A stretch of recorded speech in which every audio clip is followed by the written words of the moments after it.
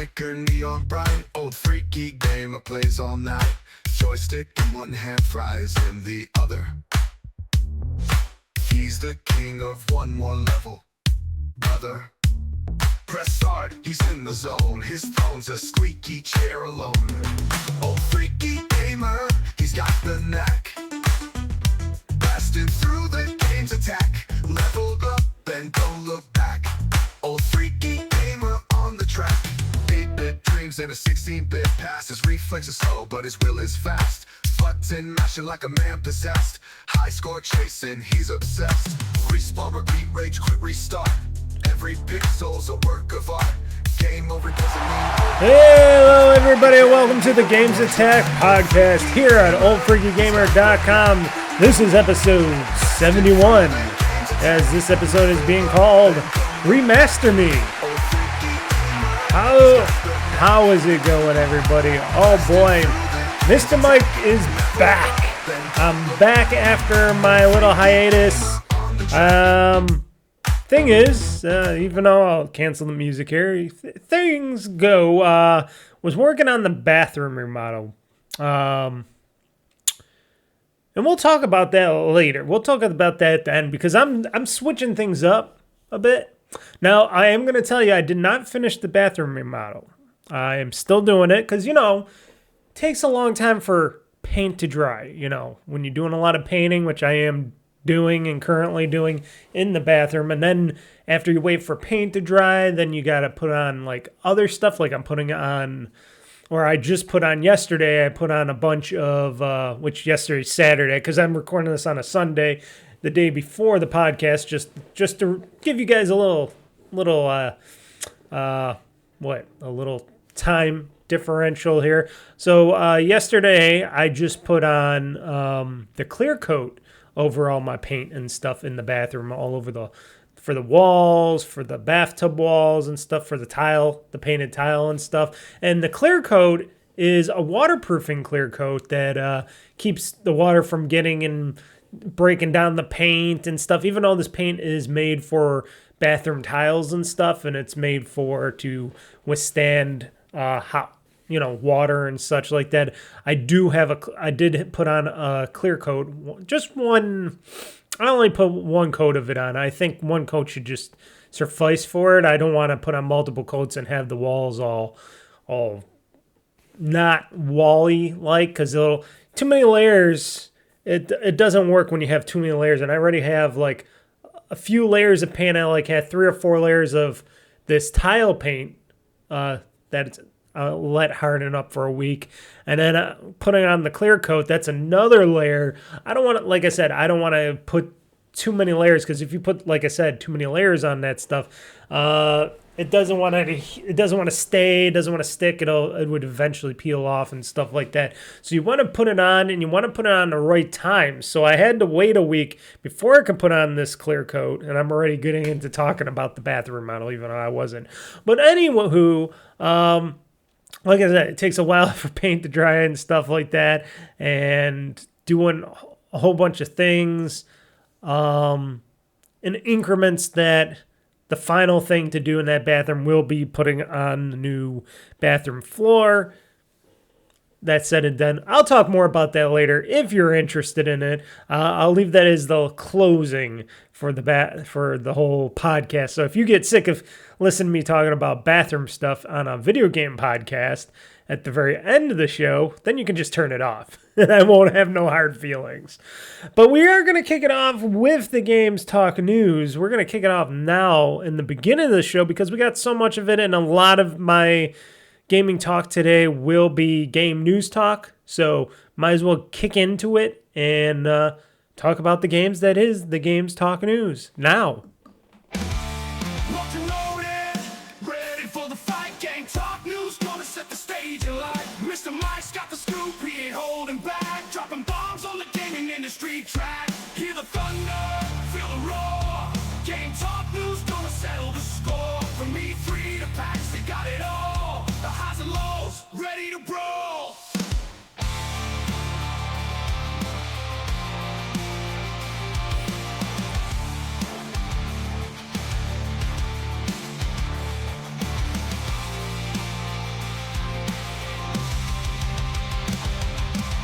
Boy, I have to admit, that is the longest transition. But that's because I have a music-based version of this thing for my Gamez news talk thing. And excuse me, I got my sock is annoying me for some reason. It's getting in the way. So let me just take off my sock. My socks. Gamez news here on the show. Let's see here. Let's get into the Gamez news. I already did the thing.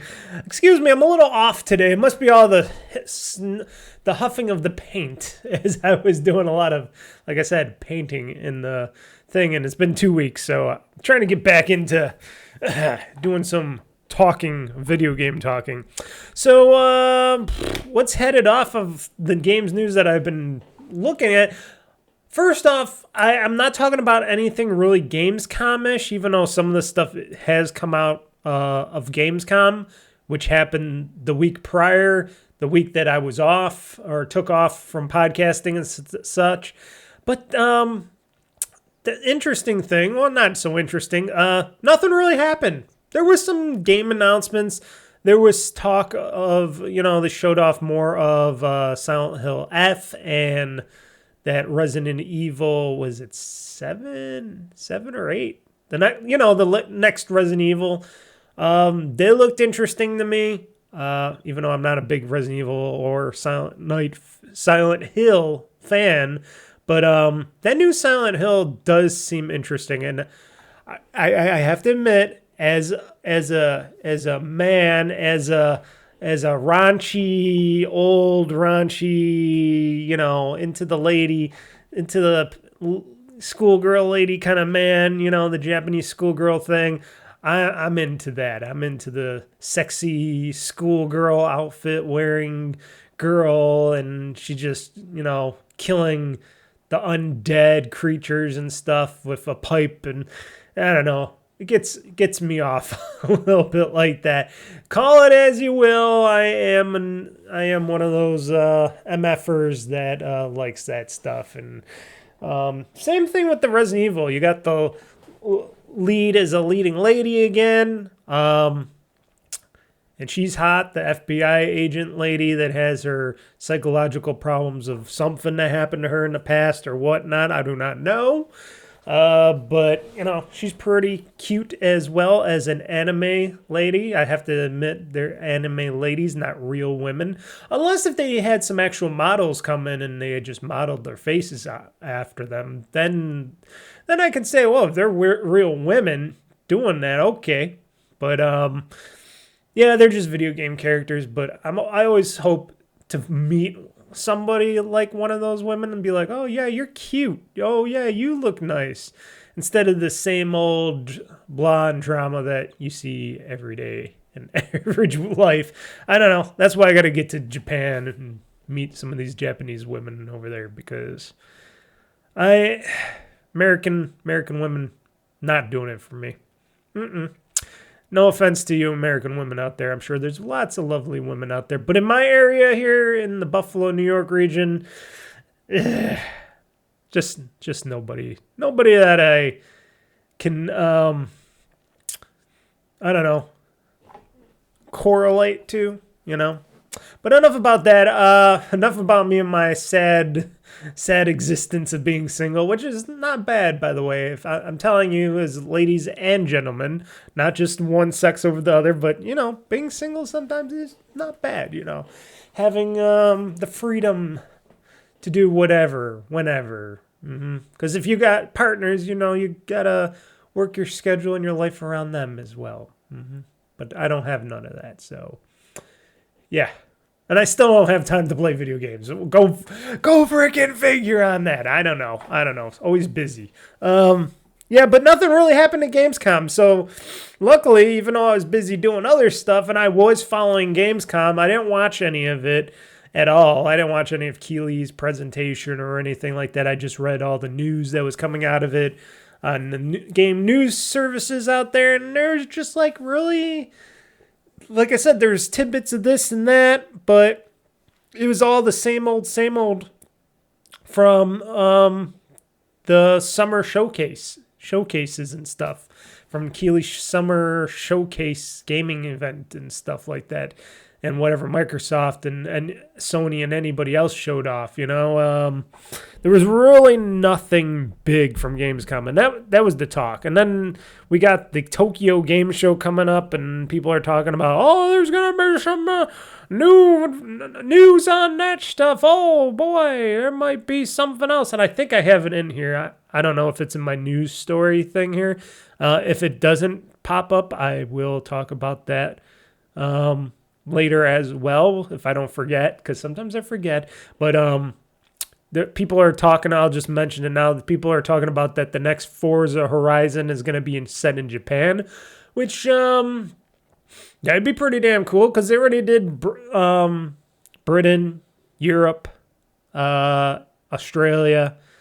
They did here in the United States a bit, so why not Japan?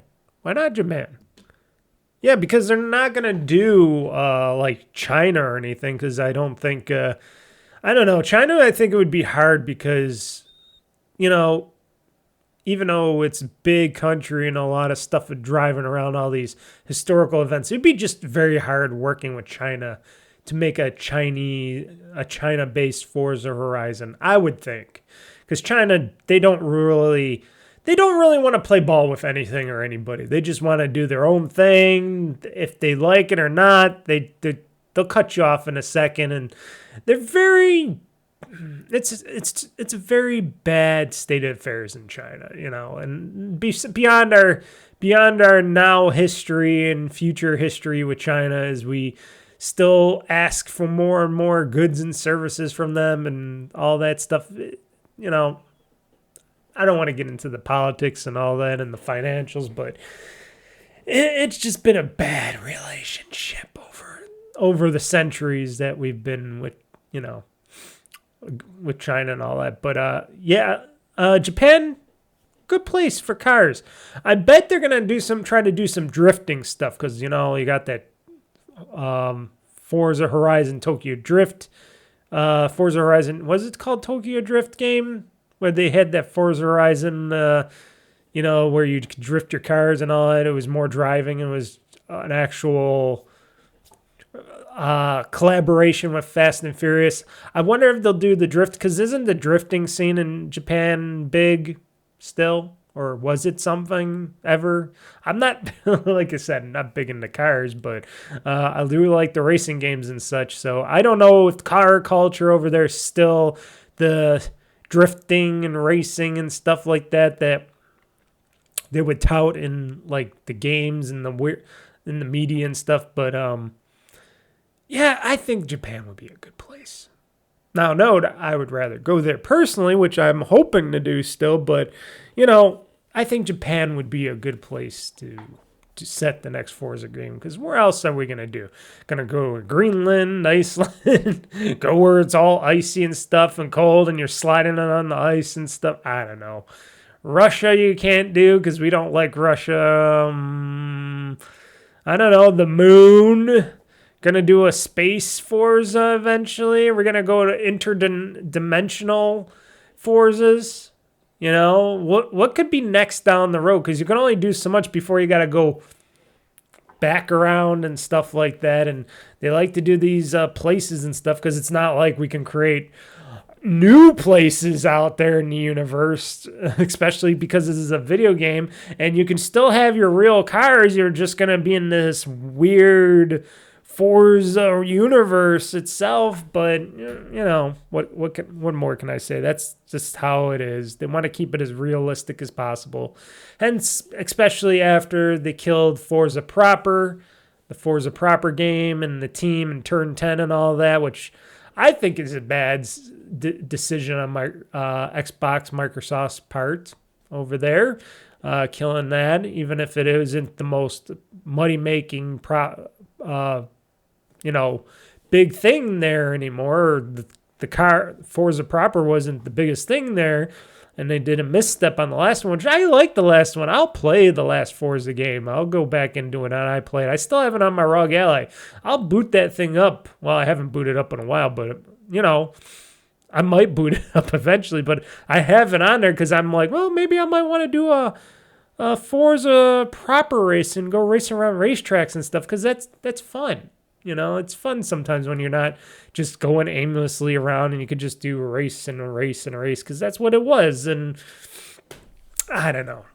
People are fickle, especially gamers out there are fickle on how this stuff is and all that. But yeah, like I said, the next Forza game might be set in Japan. I think there's an article on this. I'll find out because I forgot what all the game news I picked out. I picked a bunch. I threw out a bunch of game news, even if it was more relevant. I put some game news on hold because some games, newsworthy games, would be able to do it for the next podcast. So, you know, I've been shifting a little bit. I'm trying to, for my podcast now, I'm trying to, you know, it depends on what news is coming out, but I'm trying to, you know, shrink up the news a little bit to, you know, stuff that people want to hear more and me talk about instead of just me just ranting off all the games news in the world that came out. Like this game's news, Terminator 2, No Fate official Judgment Day trailer has dropped over the week. And since the fateful day of Judgment Day on August 29, 1997, the world changed forever in flames of chaos. Now we will be able to relive those events of Judgment Day in Terminator 2 No Fate, which is officially launching on October 31st for almost everything. We got Xbox Series X and S, Xbox One, PlayStation 4 and 5, Nintendo Switch, and PC via Steam and Epic Games Store. Why they're not doing the Xbox Game Store is still fucking beyond me. Why all these companies don't choose the Xbox Game Store, PC Store. I don't know why Phil Spencer and Xbox isn't trying to get these games on the Xbox PC Store, especially if everything's going to be PC. I'm hoping this game, and I could check it out because I forgot everything about it. Because I do have it in my database. I can look it up right now. Let me go to Xbox.com because I have it in my wish list. I'm wondering if this is a Play Anywhere game, and that's why they don't have it on there. But that would be stupid if they didn't. And it's still a thing that bothers me about this stuff. What bothers me about this stuff is that a lot of these companies they're complaining and they're wanting to sell their games. They want to make more money and they're complaining they're not making enough money, but still yet they hold back on putting their games out on like anything and everything. And it doesn't make any sense why they still don't put their games out on, you know, everything out there. And I don't know. Let me see here. I'm trying to look here. 2D No Fate. Here we go. I don't know what they got on the page here. Yeah, it says Xbox One and Series X. It does single player, 60 frames per second, optimized for Series X and S, smart delivery, Xbox achievements, Xbox presence, whatever that is, Xbox cloud saves, but it doesn't have anything for Xbox Play Anywhere or anything else. And let's see here. I'm just triple checking because maybe sometimes they have a second listing for this.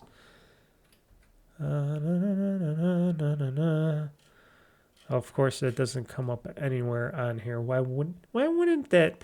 Oh my God, it's Microsoft's thing on searches has not been good at all. Let's see. I'll just type in Terminator 2. Why doesn't it not come up in their list of games? I do not know.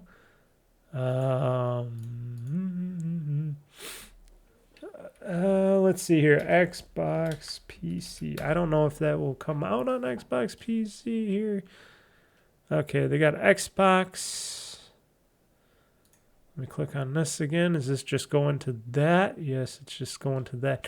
Yeah, so far on the Xbox side, it's only for Xbox and Xbox, or Xbox One and Xbox Series consoles. And that bothers me a bit because it's like, okay, I understand you want to, like I said, they want to make money. They want this game to do well. They put it on most things. But why, and they got it on both Steam and the Epic Game Store. Why aren't they putting it on, and they got it on, they're having it launch on, they're letting it be playable on the Xbox One and Series X and X. Why don't they put it out on the Xbox PC store? I don't know why they're not publishing that. I'm surprised for all the initiative with the ROG Ally or the Xbox ROG Ally coming out soon in October. Especially that would be out the series, the Xbox ROG Ally X and the regular edition of the Xbox ROG Ally is going to be out like October the 16th, right? I think that was the date, if I remember correctly, which I think I am. If it's coming out then, this game comes out later. You would think they would have it ready to be playable on the Xbox ROG Ally for people to buy it in the Xbox store and stuff. Now, no, you can buy it in your Steam store and all that and play it on that as well, but what's Microsoft doing and why aren't they trying over at Xbox to push these developers to publish on the system? Because don't they offer like a better deal for these developers to have these games published on the Xbox PC side anyways? So why aren't any of these games coming out? Even if they don't sell that many copies, it still can have it like multi-playable on anything or whatnot. And it can be played on Xbox One, Series X and S, and, PC. Why don't they do that? I don't understand the concept. There is no fate on the concept of why this isn't going to be out. And I know it's me saying this as a Xbox gamer boy, but like I said, I'm play on PC as well, but I want those achievements. But I just don't understand in today's day and age, if you want to make money, why isn't it not out on that as well? And what's holding these companies back from publishing with Xbox for PC? That's the question that I never hear anybody answer. And I always have the question of, and I would like to talk to somebody. Like if I ever was able to talk to Phil Spencer and people directly, I'd be like, why isn't this game coming out? Like I'll see it on Xbox One, Series X, everything else on every other PC store platform. Why aren't you guys pushing for Xbox on PC? Why aren't you guys pushing these developers to come here on top of your Xbox One and Series X, because they're going to be, or have it playable on everything? Why aren't they not biting for this? What's going on over on the Xbox PC side that this is not going to be played on that? It just bothers me as a guy and if they're wanting more of these, if they want these Xbox ROG Allies to sell, going forward, these new Xbox ROG Allies, and they want people to, join up on their Windows gaming platform and stuff, and their Play Anywhere and Anything Anywhere initiative, they're not doing a good enough job getting these people on the system or on to play their Xbox games on the ROG Ally, on the Xbox ROG Ally, the future Xbox ROG Ally. They're not doing a good enough job getting these people to put these games on their PC side of the store as well. It's on the Xbox side, but why not the PC side? I do not know. I do not know why it's not cloud enabled, play it enabled. I don't get why they just don't have it where you can play anywhere. I just do not get the concept of why this stuff is not going the way it should on this stuff. It's a big question mark for me. And it bothers me. It bothers me that if Microsoft, aka Xbox, part of Microsoft, but I got to say Microsoft ahead of this because it's a part of that corporate entity there. I do not understand the logic on not trying to get this on there. It just bothers me. Now, on the PlayStation side, that's different because that's all they got is the PS4 and PS5. They don't got their PC or their handheld initiative yet, even though we'll talk about that soon.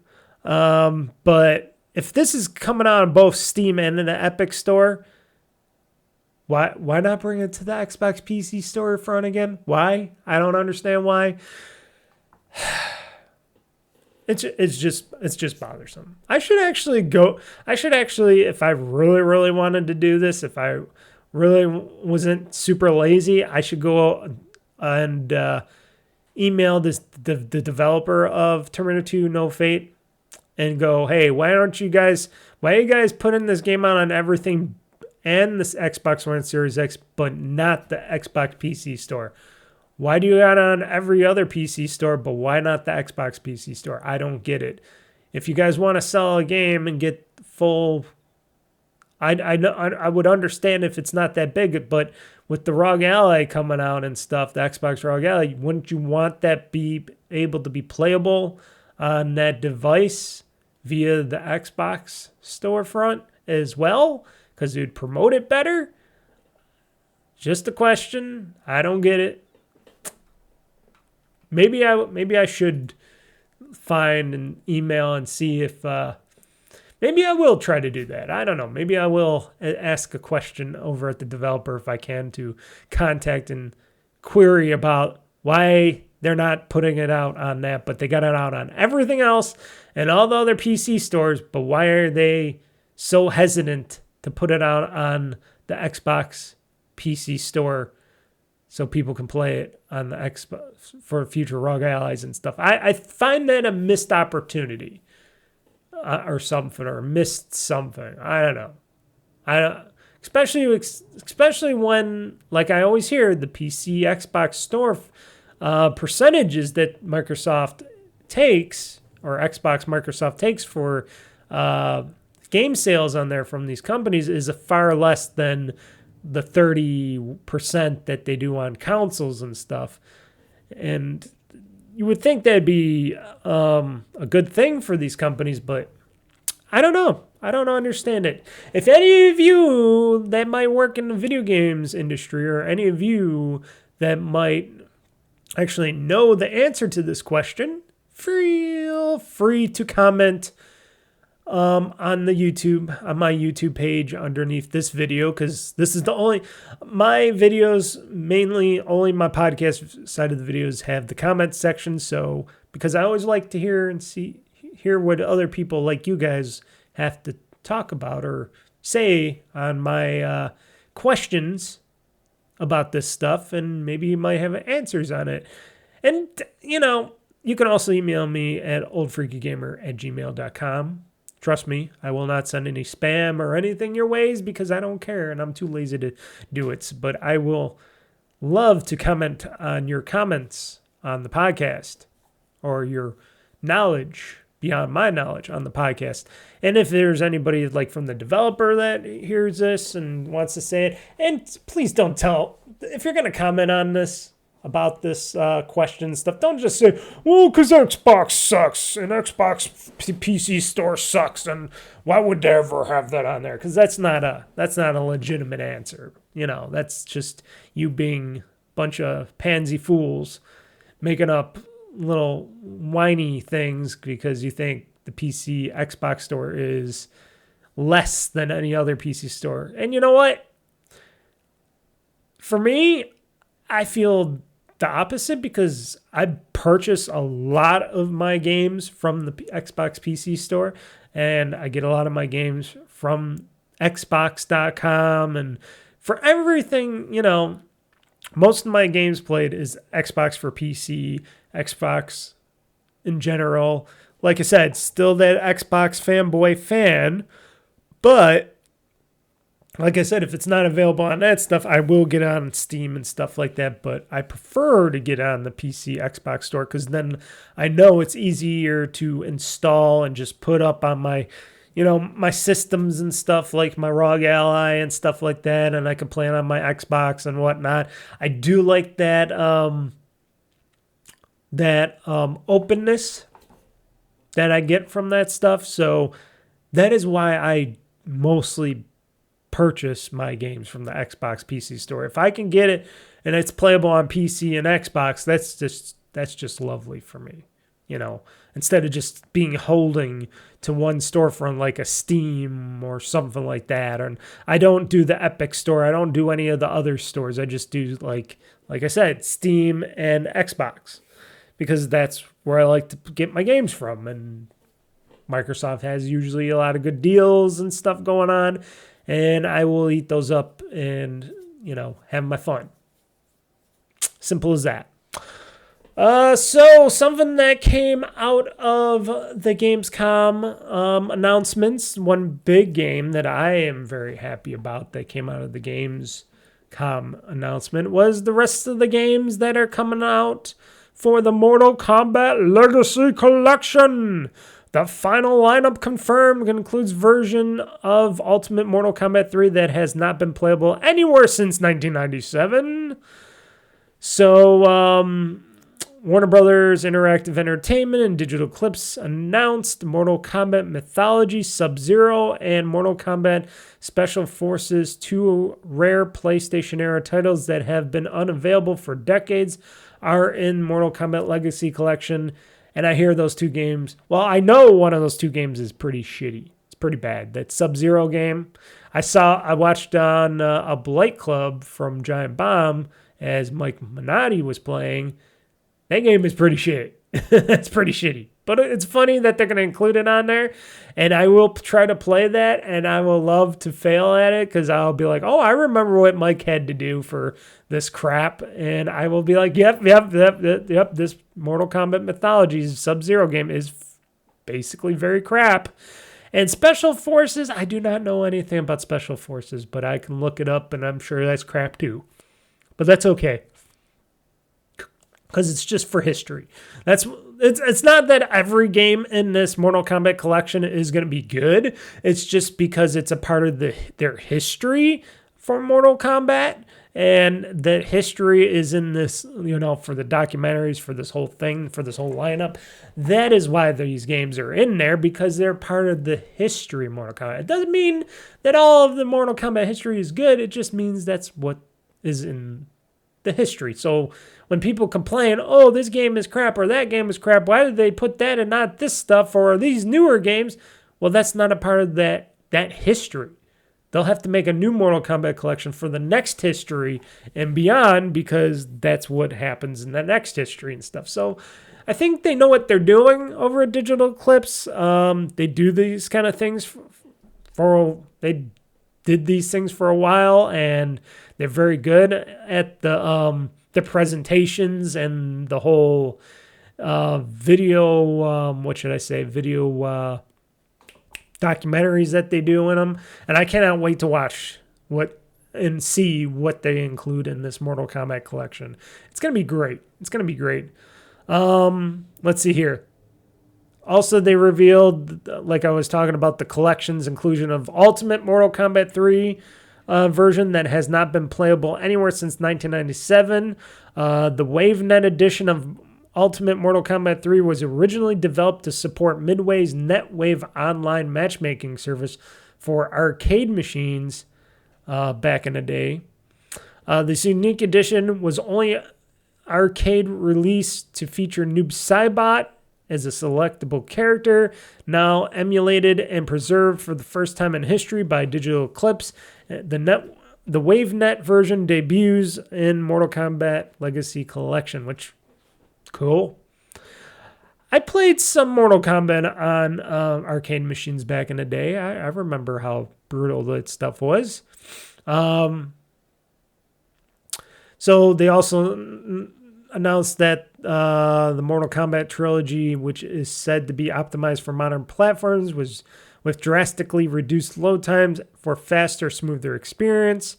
As for new features, Mortal Kombat Legacy Collection has a new rewind feature for more forgiving gameplay on-screen move lists. I like that, so you can see and train yourself on how to play it. A trainer mode to help players perfect their combos. There's also a fatality trainer that gives players a chance to master the finishers. Nice, like that. The Mortal Kombat Legacy Collection final lineup includes, and you never know, they could add some DLC games, more games via DLC or whatnot, or more story. Maybe they can add more to this. It'd be like the Atari 50 collection where they can just add more down the road, but who knows, because there's still more Mortal Kombats they can add. The Mortal Kombat Legacy Collection final lineup includes Mortal Kombat 1992, the arcade, SNES, Genesis, Game Boy, and Game Gear versions. That's a lot of versions. I'm sure most of those are shit. I remember the Genesis version of Mortal Kombat. Never played the... Well, actually, I have played the SNES version. The no blood version, I think. Mortal Kombat 2, 93. It only took them a year to make another Mortal Kombat, mind you. Arcade, SNES, Genesis, Game Boy, and 32X versions. Mortal Kombat 3, 1995. Arcade, SNES, and Genesis. Don't have a 32X version of that. Ultimate Mortal Kombat 3, 1995. Arcade, WaveNet Arcade, which is the emulated thing, and SNES. So no Sega Genesis that time. Interesting. Interesting that Mortal Kombat 3, 1995 did not have a Sega Genesis version. There was still a Genesis at that time, right? 95? Oh my God, it's been so long ago. Well, maybe not. Maybe it was Saturn by that time? Sega CD or Saturn? Huh. Interesting. I forget my history so far on that 95. Because 96, a PlayStation came around, because it says it right here. So Mortal Kombat Trilogy 1996 for the PlayStation. So it had to be, I think the PlayStation came out after the Saturn. So like a year after, or maybe less than a year after the Saturn. So you would think Mortal Kombat 3 would have been on that. I don't know. I know Mortal Kombat 3 non-Ultimate Edition was on the Sega Saturn, but interesting. Maybe they just felt like, oh, the Sega Saturn's not really doing hot. Maybe we won't put it on there. Could be. So Trilogy 96 PlayStation version. Mortal Kombat 4 1997 arcade version. Not a PlayStation version, not anything else, but the arcade version. Interesting. Mortal Kombat Mythology Sub-Zero, also on 1997 for the PlayStation. And Mortal Kombat Special Forces 2000 PlayStation. And Mortal Kombat Advance 2001 Game Boy Advanced version. Mortal Kombat Deadly Alliance 2002 Game Boy Advance Edition. Mortal Kombat Tournament Edition 2003 Game Boy Advance. I bet those Game Boy and Game Boy Advance versions are going to suck. I'm just saying. It's been so long, but I remember the Game Boy and Game Boy Advance, and I can tell you right now that qualities are going to be... They're going to play like shit. I don't know. We'll find out. So it is set to launch still in 2025. Let's see here. When did they say it's going to be available? They did say when it was going to be available.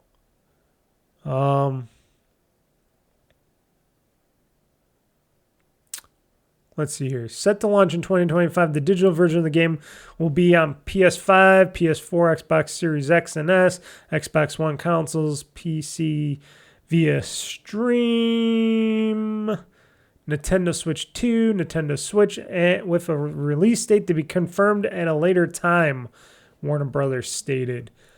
But yet, the physical versions of the game will be available on PS5, Xbox Series X and S, PC. Why would there be a PC version for physical? That doesn't make sense.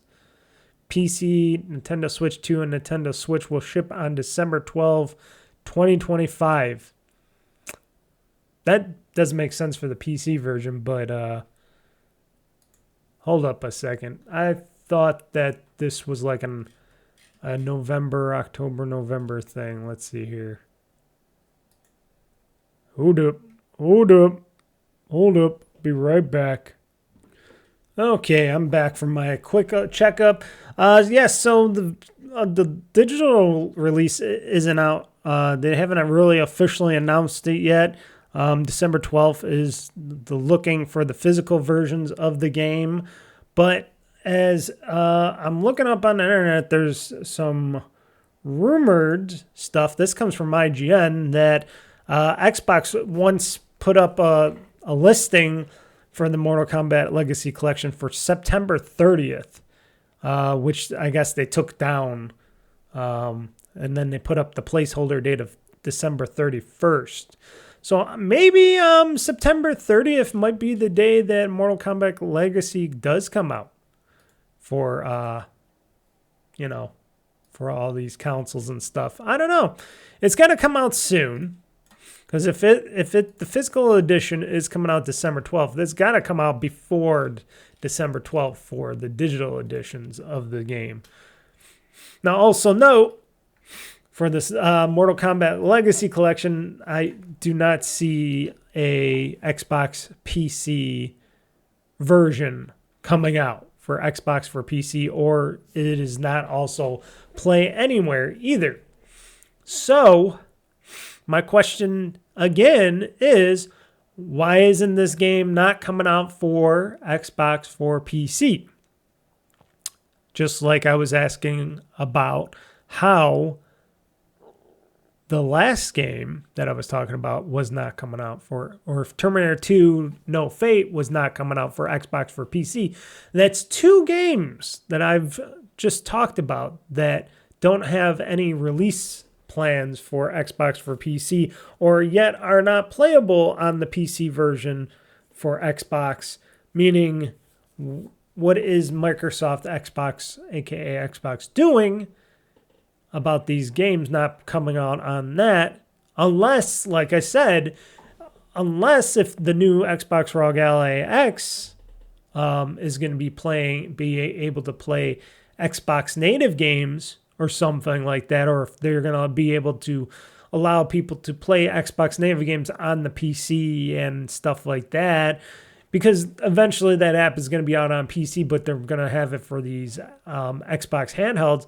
They're going to want this software to be able to be available to be played on these Xbox ROG Allies and stuff like that, because they want a lot of these things sold. So, like I said, I do not get the concept of why these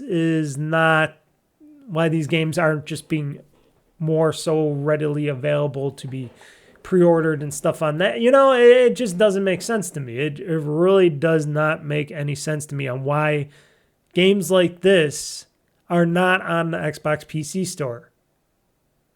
Because there's a lot of people that would buy it, especially if all these people... And I've been hearing a lot of people going, ooh, and praising the Xbox ROG Ally after they've seen it at Gamescom and stuff and saying, ooh, this is a really good device. I cannot wait to get one.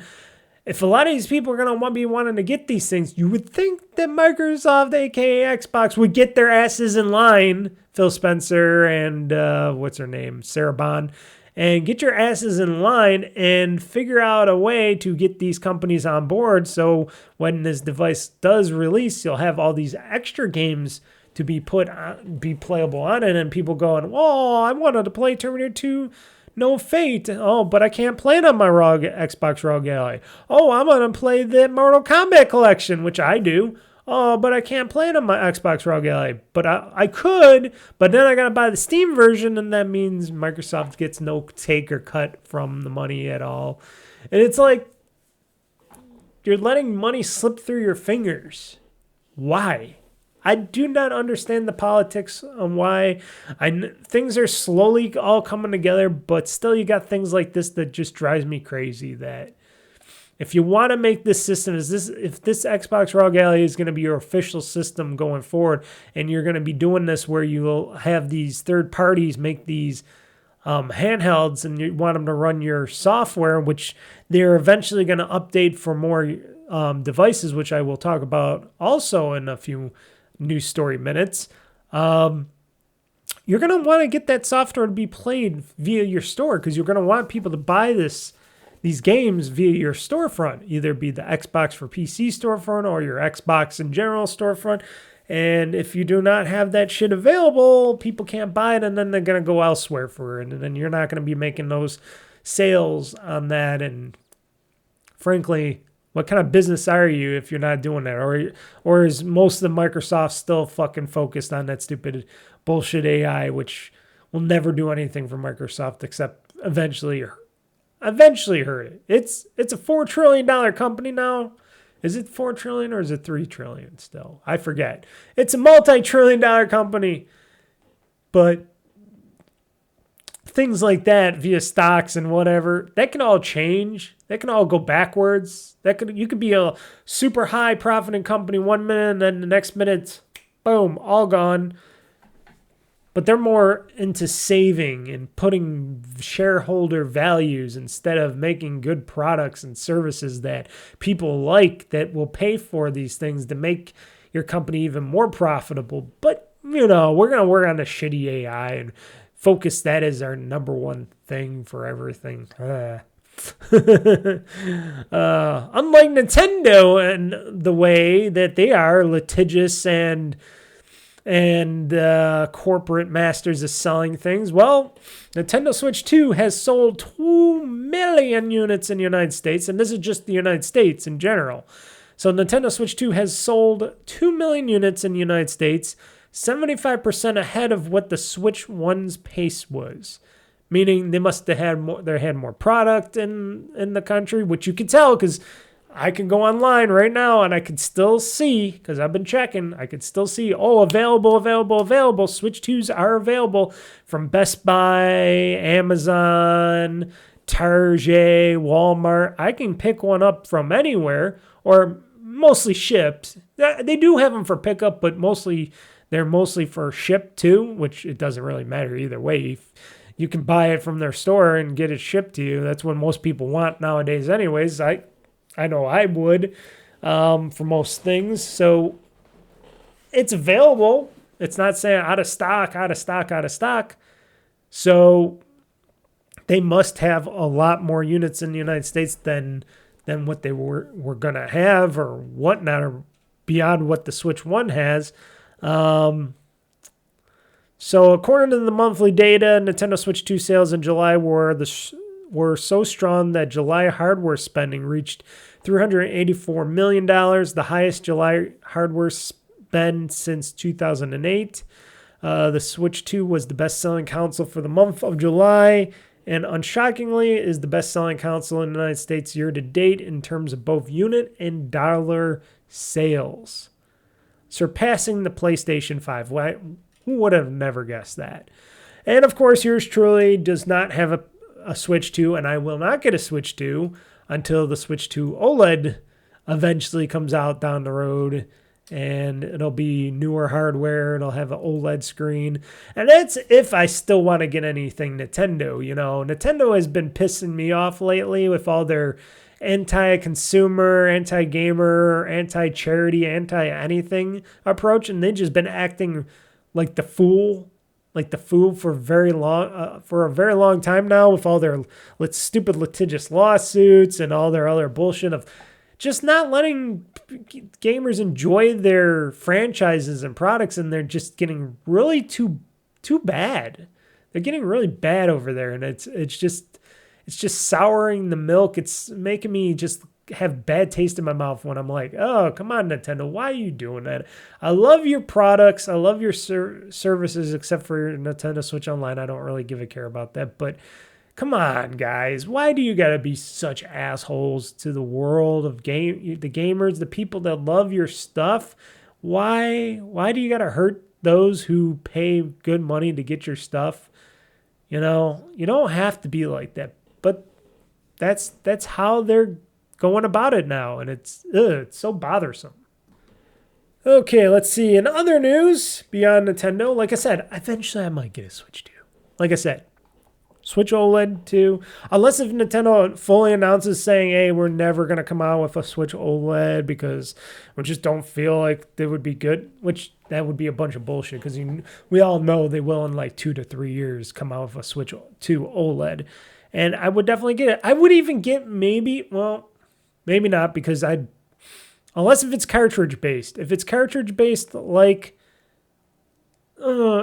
I would still want it attached to the TV. So if I ever wanted to play games and show them off here, I would have to still get it. Because I was thinking they might go how the Switch 1 route was, and they might have a Switch 2 like portable, the more portable ones, the ones that don't have the docks to them. Those were pretty cool.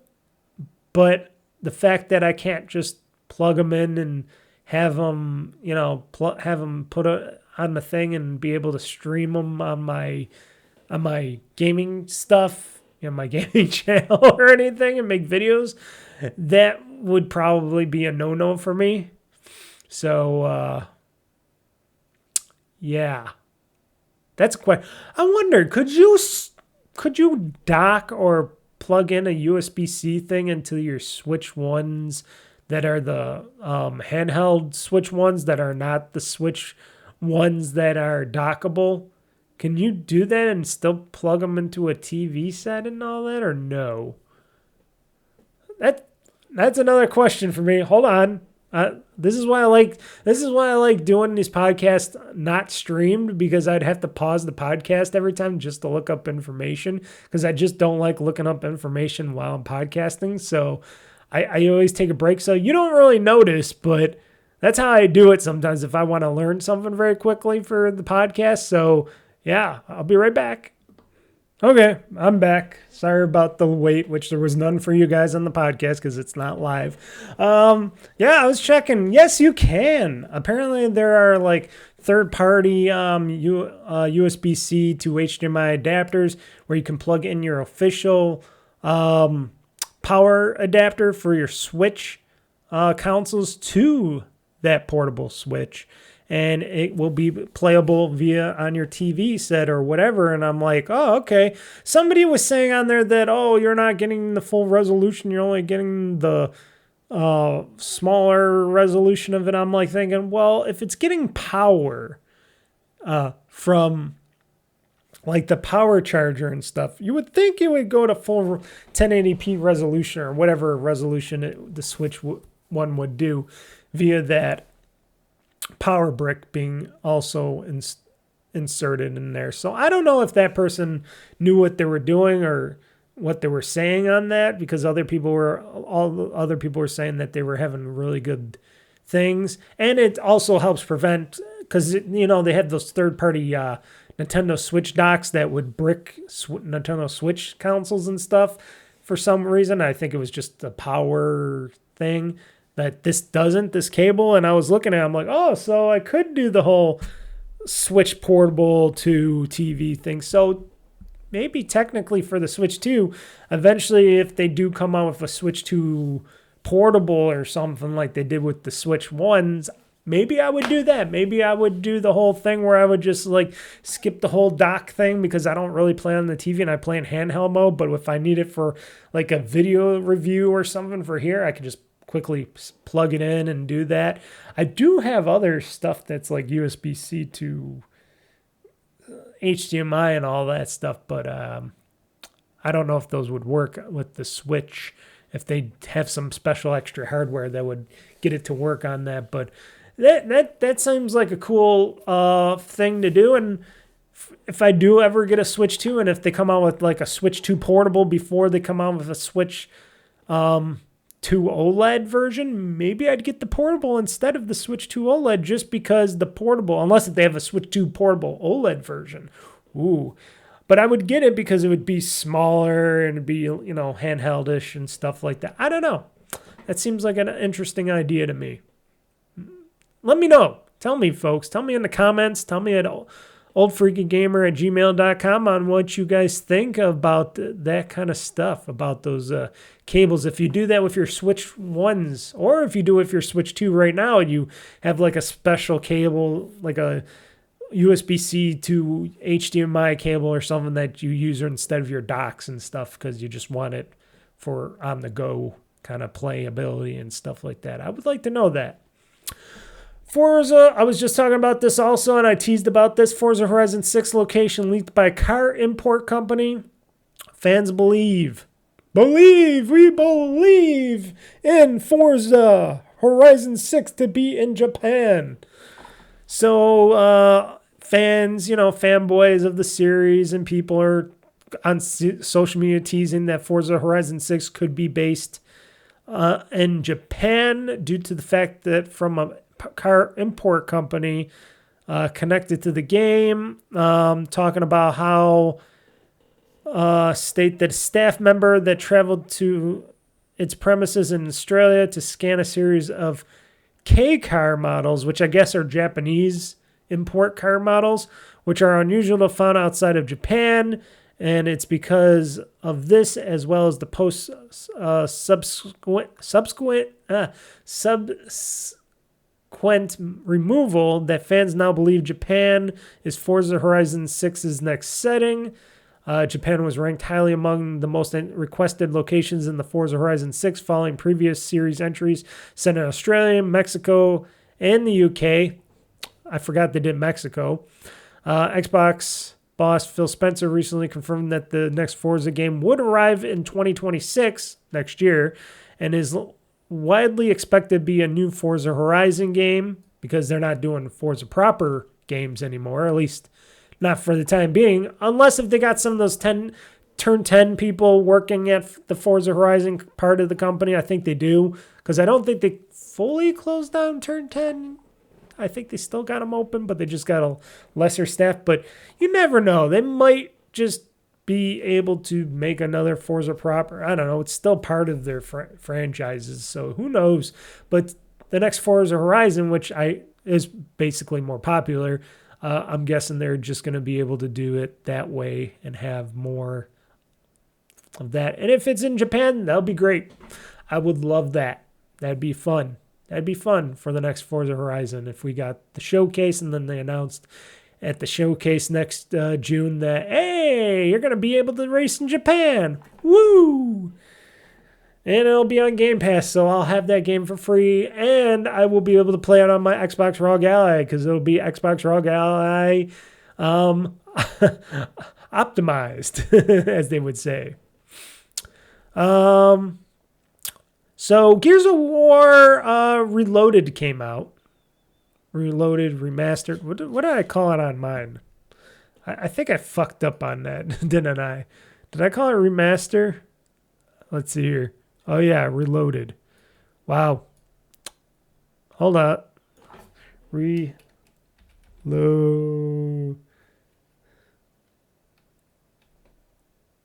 Oh, hold on. I can't spell load.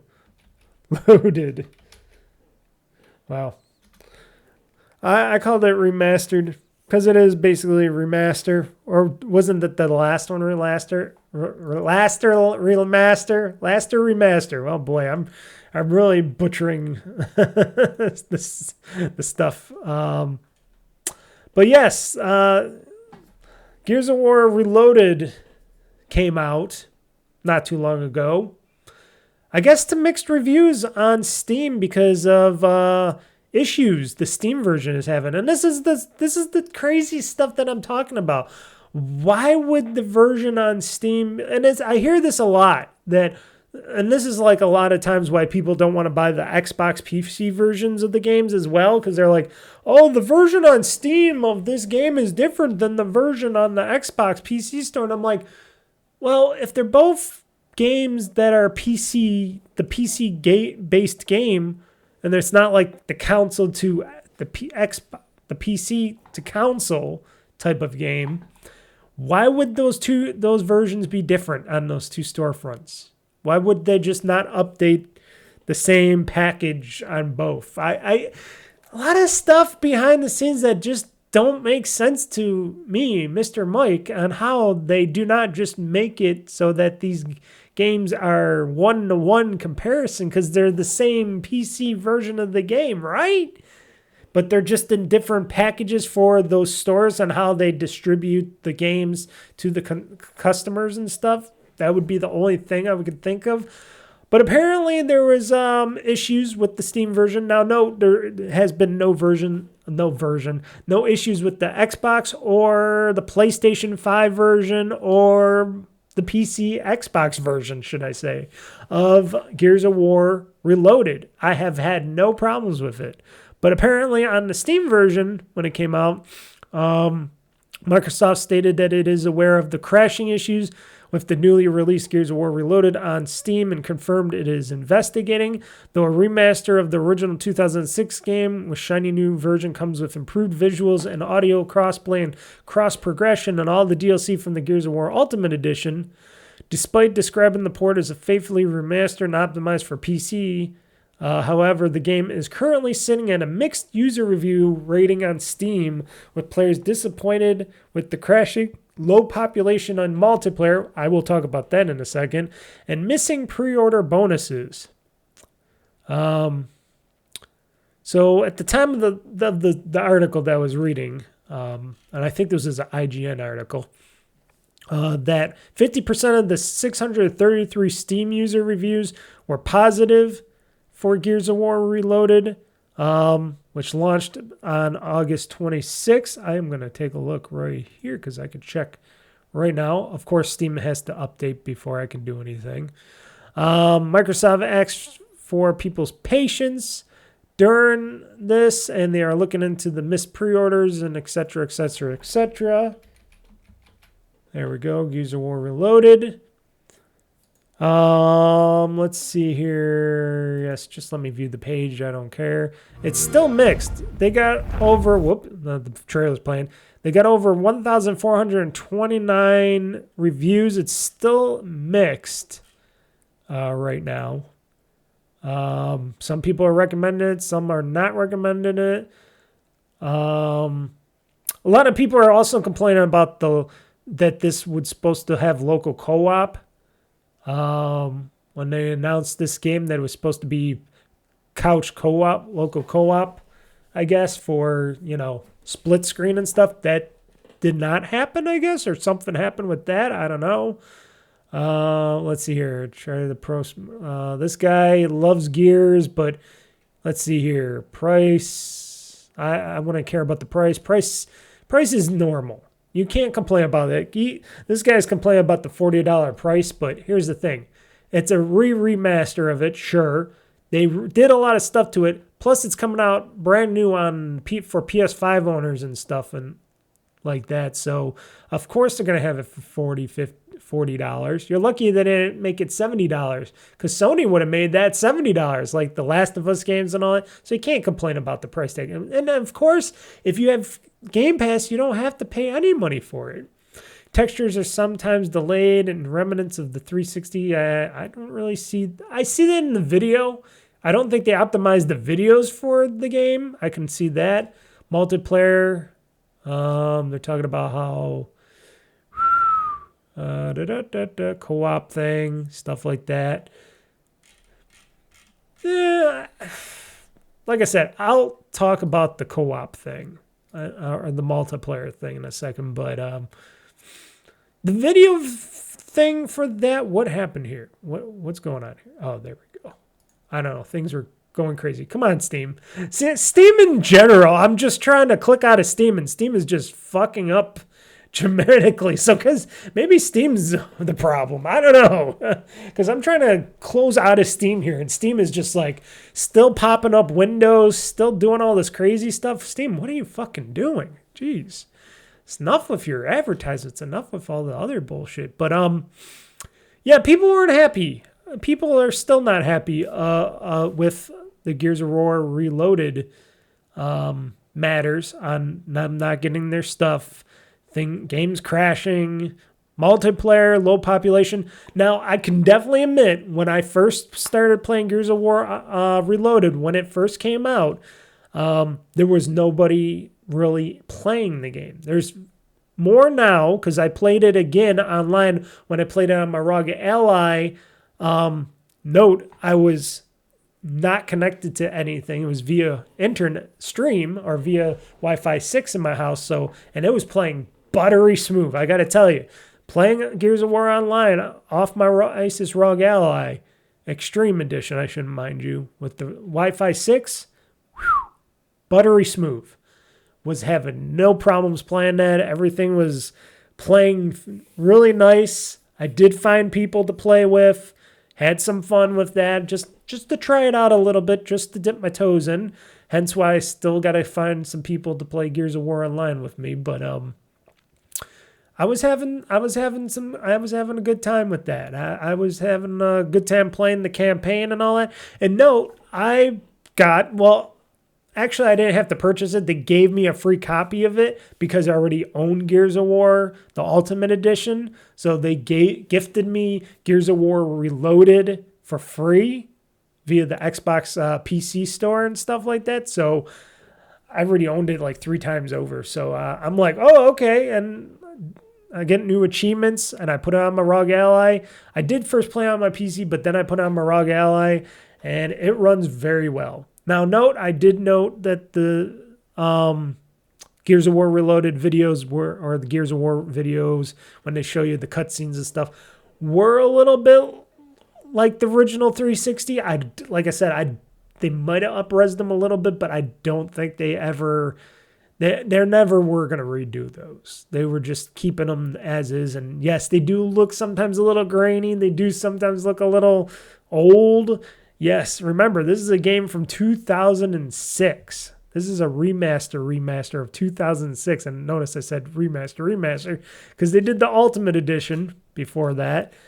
I hope they figure it out for this Steam version. I hate to have people sour on Gears of War or anything because somebody did something or something happened at the I still can't even think of why that would be. Something between putting your game in Steam or whatnot. I will hopefully hope that they figure out what's wrong with that version of the game for people, because and please do give them patience. They're trying some different stuff in this game and all that. Now, for that split screen co-op, I forgot if they even mentioned that. Everybody's been saying, "Oh, where's that split screen co-op for the game for when we can play local co-op?" And I'm like, do people still play local co-op anymore? I thought everybody plays on their phones and internet and stuff like that. I didn't think that local co-op was a thing still, but okay. Maybe they'll add that in there later. Maybe it's going to be a later thing. I don't know.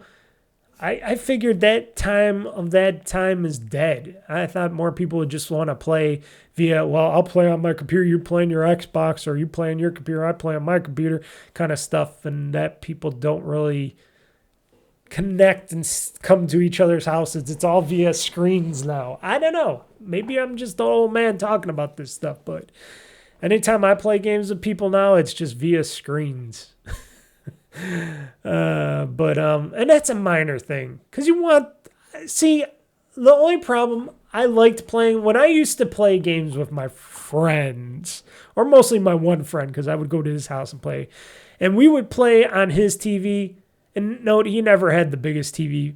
It was a good sized TV, but it wasn't as big as my TV in my house here. And I got a big TV in the living room or anything. So we would always play local co-op on his TV, like Halo and stuff and all that, or he'd play other games if we would go against each other. And I kind of dreaded it at times, because a lot of games just did not do local co-op or split screen correctly, or they did it in a way where it's like, oh, my eyes are moving to his screen or whatever, and I'm like, I get all confused and whatnot. And I was always like, it's good, I can do it, but I would rather just have my own screen, personal screen, and not share a screen with somebody else with their game on the content just because it's split into two or something, or split overhead. Oh, I hated when you had to play local co-op split screen and you either were on the top or the bottom instead of side by side. Oh, I really hated that. I really hate those games that do that. They should let you choose between, oh, I would rather have a split screen side by side than top and bottom, because then your whole picture's scrunched and then you got this long bar with your gaming video. I never liked that. People like that. I don't like that. Just give me the biggest amount of screen area as I want. If you got to split it down the middle, that would be my preferable thing. And let me have the right or the left. Let me choose. That would be the best way to do a local co-op split screen kind of effect. Let me choose which side of the screen I'm going to be on, because maybe I'll be sitting on this side of the room or that side of the room. And I want my maximum vision looking at the part of the screen that I want to use and use up for my real estate to play the game. And if I'm going to play on this smallish TV, I want the most maximum play area that I can, and going split screen and having side by side is the best way, not up and down. And two, like I said, let me be able to move that.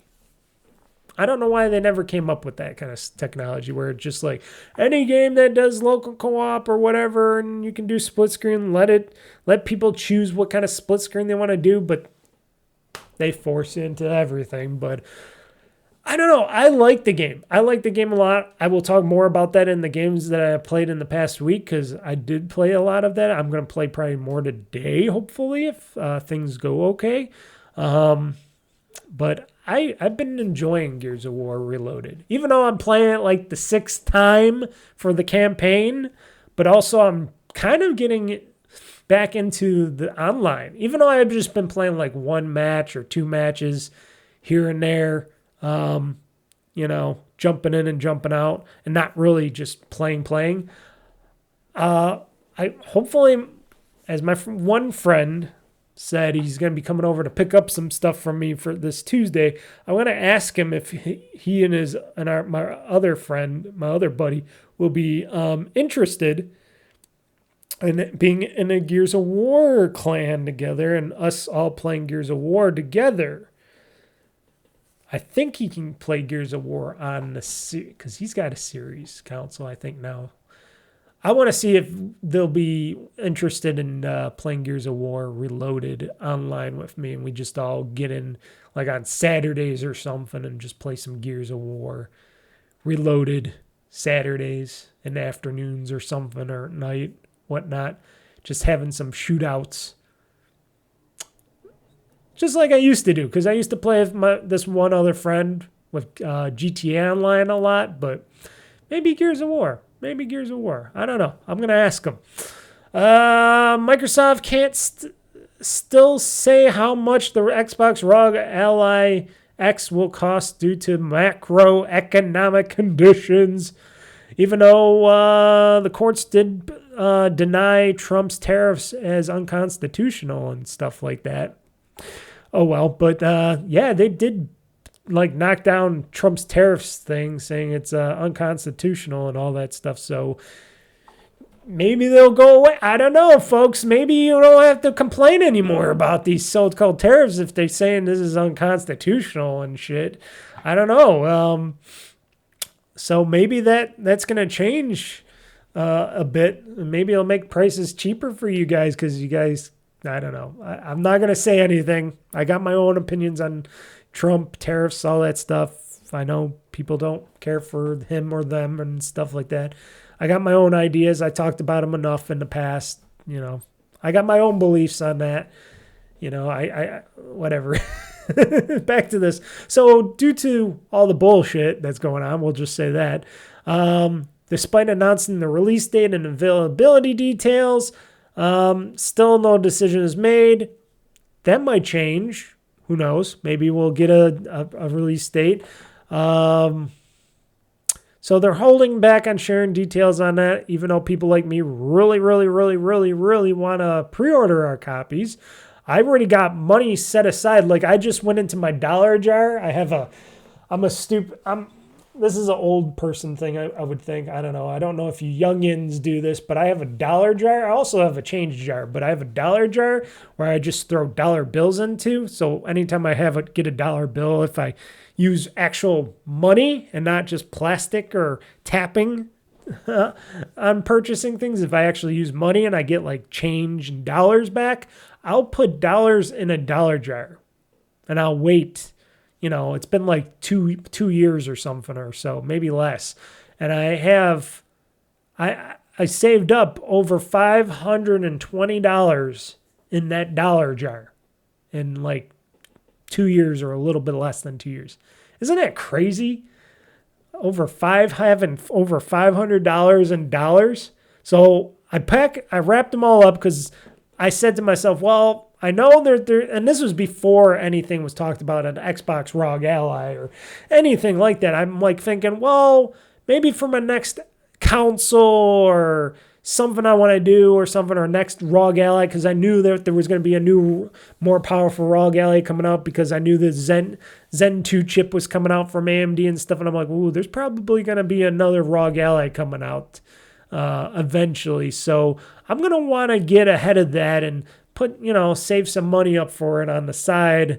And I said, I'll just use this money from this dollar jar. This dollar jar money is going to go to my next Xbox ROG Ally, or to the purchase of the Xbox ROG Ally X, which I found out it was. And then just recently today, I said, hey, might as well count the money, get it ready, and because I'm going to put it in the bank. Because I'm not just going to hand somebody big stacks of ones to purchase a ROG Ally X or anything. I just want to put it in the bank so I can just have it in the bank digitally and stuff ready. So when I buy it, I'm buying it digitally. But anywho, over $520 in ones and singles. That's a lot of stripper money right there that I have for this device. And depending if this device is going to be $899, like they said the lower priced one is going to be definitely $549. That's what they're all guaranteeing on. The Xbox ROG Ally lower end version is going to be $549. That's what everybody's saying. This version X of the Xbox ROG Ally is going to be maybe $899 or, $900 with tax and all that stuff. So I'm thinking, well, I got $520 going towards it. That's a big chunk of money going towards the next ROG Ally. Plus, I just talked with a friend at work and I said, hey, because he might be interested in purchasing my ROG Ally. I said, maybe for $250 you can purchase my ROG Ally, because I used it a lot. The battery, even though I hardly ever used it, it holds up to 80% of the charge, and it does die pretty quickly because, those batteries don't last long in these devices. And plus, I mostly had it plugged into the wall anyways whenever I play my ROG Ally. But then I'll include the carrying case, because the new ROG Ally, I can't use the carrying case with the new Xbox ROG Ally, because that one's going to have that special Xbox grips to it, so I couldn't use the Xbox ROG Ally case with the new one. So I'm thinking like $250 for my 2 terabyte Xbox ROG Ally Extreme, which works flawlessly, by the way. I think that's a good deal for somebody like my friend to get his hands on it, especially if he can't afford like $800, $600 for this new Xbox ROG Ally X. At least they'll be able to jump in, play some PC games or Xbox games on that, and have some fun with the ROG Ally X, the ROG Ally Extreme Edition, first gen, which is still damn good. Like I said, I've been playing Gears of War on it. I've been playing a whole bunch of other games on it. I've been playing Ninja Gaiden Black 2 on it, or 2 Black Edition on it, and I've just been having a whole bunch of fun playing on my ROG Ally Extreme, and it runs these games great. But like I said, I'm going to get with the latest hotness. So I also hear rumors, not that I'm going off topic here. I also heard that pre-orders will probably go live around September 25th, which is pretty late, because if this is coming out on October the 16th, if this is releasing on October the 16th for this Xbox ROG Allies, it's from September 25th to the 16th. You're getting like a few weeks. You're getting like 3 or 4 weeks before you can, between pre-ordering and getting the order, which for me, I do not mind because I have the money. I have a big chunk of money already ready for it. I got the $520 plus, like I said, when I'll get the other $250 when I sell my friend at work my Xbox ROG Ally Extreme. So that's 5, 6, 7, 750, 60, 7. That's $770 right there, and then it's just a few extra $100 for to finish up on the price for the Xbox ROG Ally X, and then I got to buy the case, which that's $80 because they already talked about how much the Xbox ROG Ally X case is going to be. They said it was like $79.99, which is super expensive, but I got to get the case for it. So yeah, I already got a good chunk of the money already for that. So it's just a matter of time and when and what price these are going to be priced at. And that's what we got to find out, because when the price goes up, then we can get it pre-ordered. And if I choose Microsoft or the Xbox store on Microsoft.com to purchase it, I'll purchase it there. If I choose the Best Buy store local to me to get it, maybe I'll choose that. It depends. It depends on what they're offering and what I can get from each store or whatnot. Maybe they'll offer some special things. I don't know. I'd like to think so, especially if you're going to try to promote this as your next Xbox for handhelds. They're going to want to do that. We'll see. I don't know. But they say it's still challenging times to figure out the pricing. So I'm just hoping they don't fumble this, because it seems like a really good idea, really cool idea. And like I said, I love my ROG Ally Extreme. I love my Xbox, not Xbox, but my ROG Ally. And I'm hoping that Microsoft could do us all right and make this portable venture a really big thing, because a lot of people are getting into the portable gaming, even though it isn't that cheap. But think about it. You're getting a PC on the go. So you got to understand, you're getting a PC in your hand with a screen and power and all that stuff. It does equal some money and stuff like that.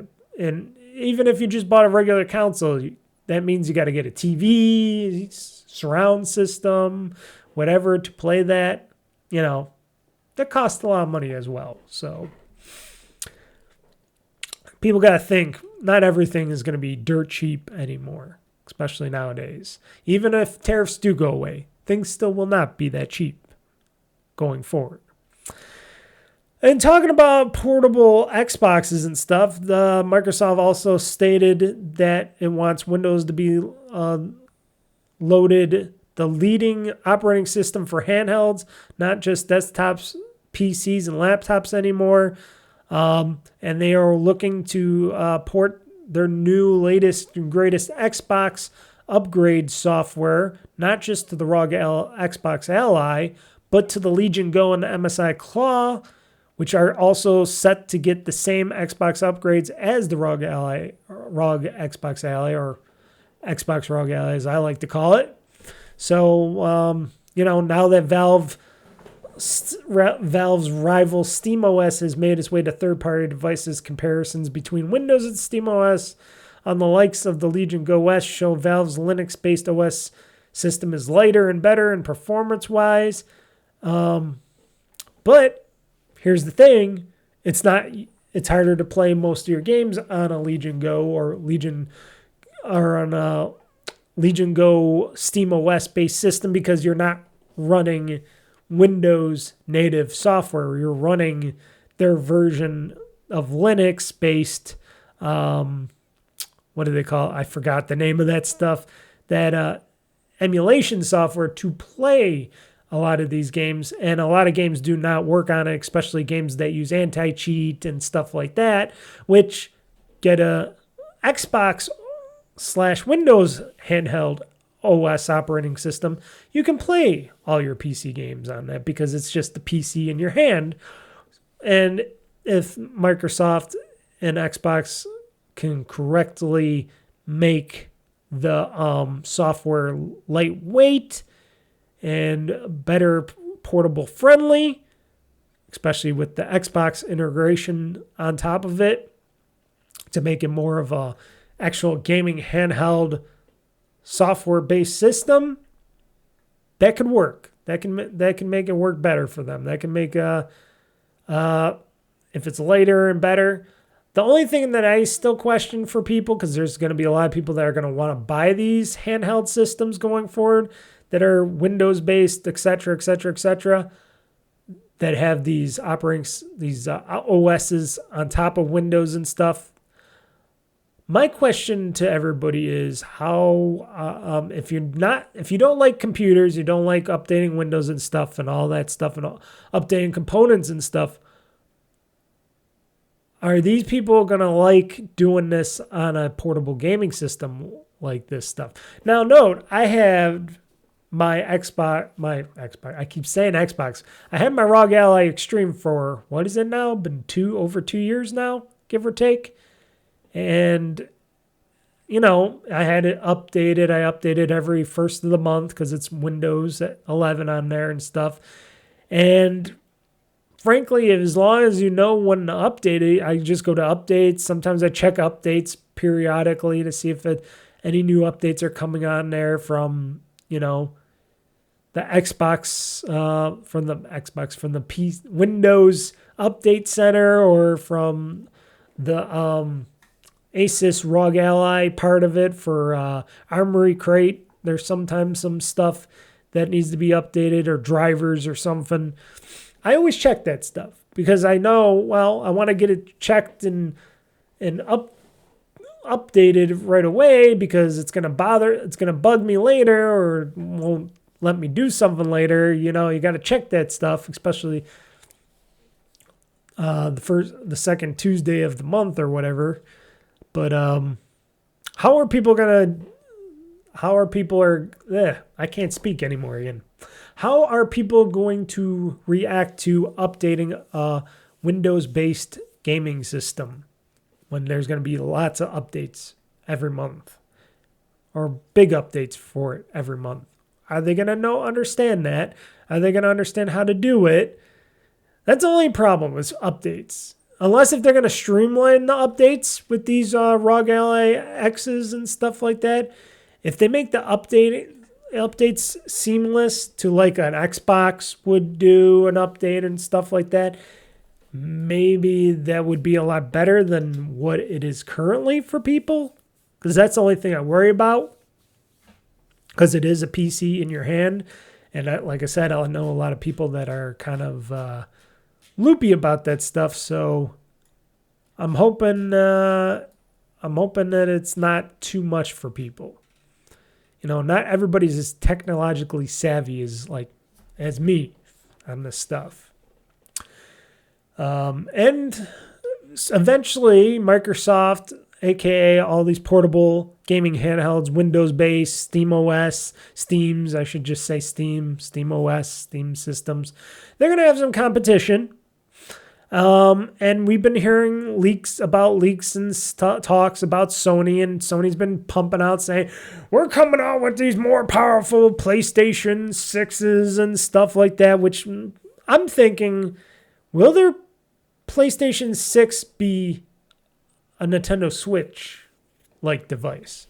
Because now I'm hearing rumors, I'm hearing and reading rumors now that the next Xbox, now I gotta get out of Xbox. Now the next PlayStation could be more powerful than the Xbox ROG Ally X, because it's gonna be portable, or I should say, let me rewind that. Hold on, let me get my rewinding thing out here, because apparently I don't know what I'm talking about here. Hold on, did I not? Oh, here we go. There we go.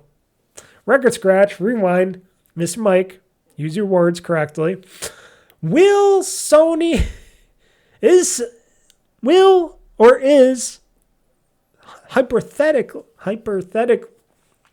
theoretically developing their next PlayStation, aka the PlayStation 6, to be a Switch 2 in disguise, or a PlayStation 6 portable / console, like Switch 2 and the Nintendo Switch are. Is Sony going the route of the Switch 2 as Nintendo's doing? And what Microsoft still has not done, because Microsoft's going that other direction of saying, well, we're still going to have our console hardware here, but we're also going to have the portable hardware here. So we're going to have it separate, but they'll both be able to play that stuff simultaneously because they're both going to be PCs basically. But is Sony going the route of, well, our next PlayStation is going to be super powerful, and it's going to be more powerful than Xbox ROG Ally X and stuff like that, and it's going to be more powerful than a lot of other things, and it's going to be around $400, as they say. I don't know if that's going to be possible. $400 for what they're talking about here, I have very high doubts on. A very high doubt and grain of salt, because that would be ridiculous, because I doubt it. I'm sure $600 might be the price. As I'm looking at these so-called specs for this maybe Sony PlayStation Portable 6 or PlayStation 6 Portable thing. So this is just leaks and rumors, but it has all the people in PlayStation people going, woo, woo, woo. But apparently leaks have opened up conversation about the PlayStation handheld, which could deliver just that, more powered. Apparently, it's going to be fitted with an RDNA 5 GPU, which is co-created with Sony and AMD, because they also use AMD for their chips and stuff in their systems and handhelds, because Intel ain't doing any good portable chips like that. And NVIDIA will probably charge a lot more to do something like that. And they're more focused on AI chips and stuff like that as well, besides their graphics cards. So it's supposed to support an RDNA 5 GPU and up to 48 gigabytes of RAM, which I'm like, the RAM part, I'm like, ooh, that's a lot of RAM. That's a good amount of RAM to put in. That's a lot of power from just the RAM itself. But I'm thinking, and they only want to charge $400 for this system, and you're going to pump in 48 gigabytes of RAM in each of these units? I don't think so, Sony. I do not believe that you're going to pump in 48 gigabytes of RAM and still only charge $400 for this unit. No fucking way. No fucking way. RAM is expensive to make and put in stuff. No way. $600, yes. Even the Xbox ROG Ally X that's coming out, it only has, 24 gigabytes of RAM? I'm forgetting already. I think it was 24 terabytes. Terabytes of RAM. Holy shit, that's a lot of RAM. 24 gigabytes of RAM. I'm pretty sure. Don't quote me on that. I keep forgetting some of the basic specs of that. But so it's supposed to be also a true standalone device, because it's not like the PlayStation Portal, if people are thinking that. In the handheld gaming space, anyone seems to be paying close attention to the Xbox ROG Ally or ROG Ally X. The flagship X model is the next Windows handheld. Looking forward to, according to the poll that people recently ran. PlayStation, on the other hand, hasn't really threatened the PC handheld space at all. Let's see here. So could the PlayStation 6 handheld be powered by RDNA 5? This information comes from a prolific hardware leaker. Moore's Law is dead. That's where I guess this leaking information is coming from. They claim that an upcoming PlayStation handheld could be more powerful than the Xbox ROG Ally X, though it seems to be pretty far in the future at this point. I would have to say so, because that's a lot of specs, and that's going to be a lot more than $400. I'm just saying. Speculation points to the late 2027 release, if at all, on this, which could make it closer to release of the Steam Deck 2, which recently been rumored to launch in 2028. I didn't hear about that until now. So the code name is Canis. The processor is going to be a 4X Zen 6C core /2X Zen 6 LP cores. So this is on the Zen architecture there. Graphics is going to be 16X RDNA 5 compute units, 50% plus faster than the PlayStation 5. We'll see about that, especially if you're going to do this handheld thing. Memory, 192-bit LPDDR5X-8533, support for 48 gigabytes of RAM. Clock speed on this device is going to be at 1.2 gigahertz handheld mode, 1.65 gigahertz docked mode. Okay. Cache, 4 megabytes of L3 cache. So we're working on the TSMC 3 nanometer node process. And they said it's going to be between $400 to $500 estimated, which I'm betting it's going to be a lot more than that. A lot more. I have no clue on this. I just hear that they're coming out with it and it's supposed to be dockable. So that means more power when you play it. Like I said, it's going to be like a Switch or Switch 2 where you can dock it. You can play it on your TV. It's going to be more power because there's going to be more power going through it.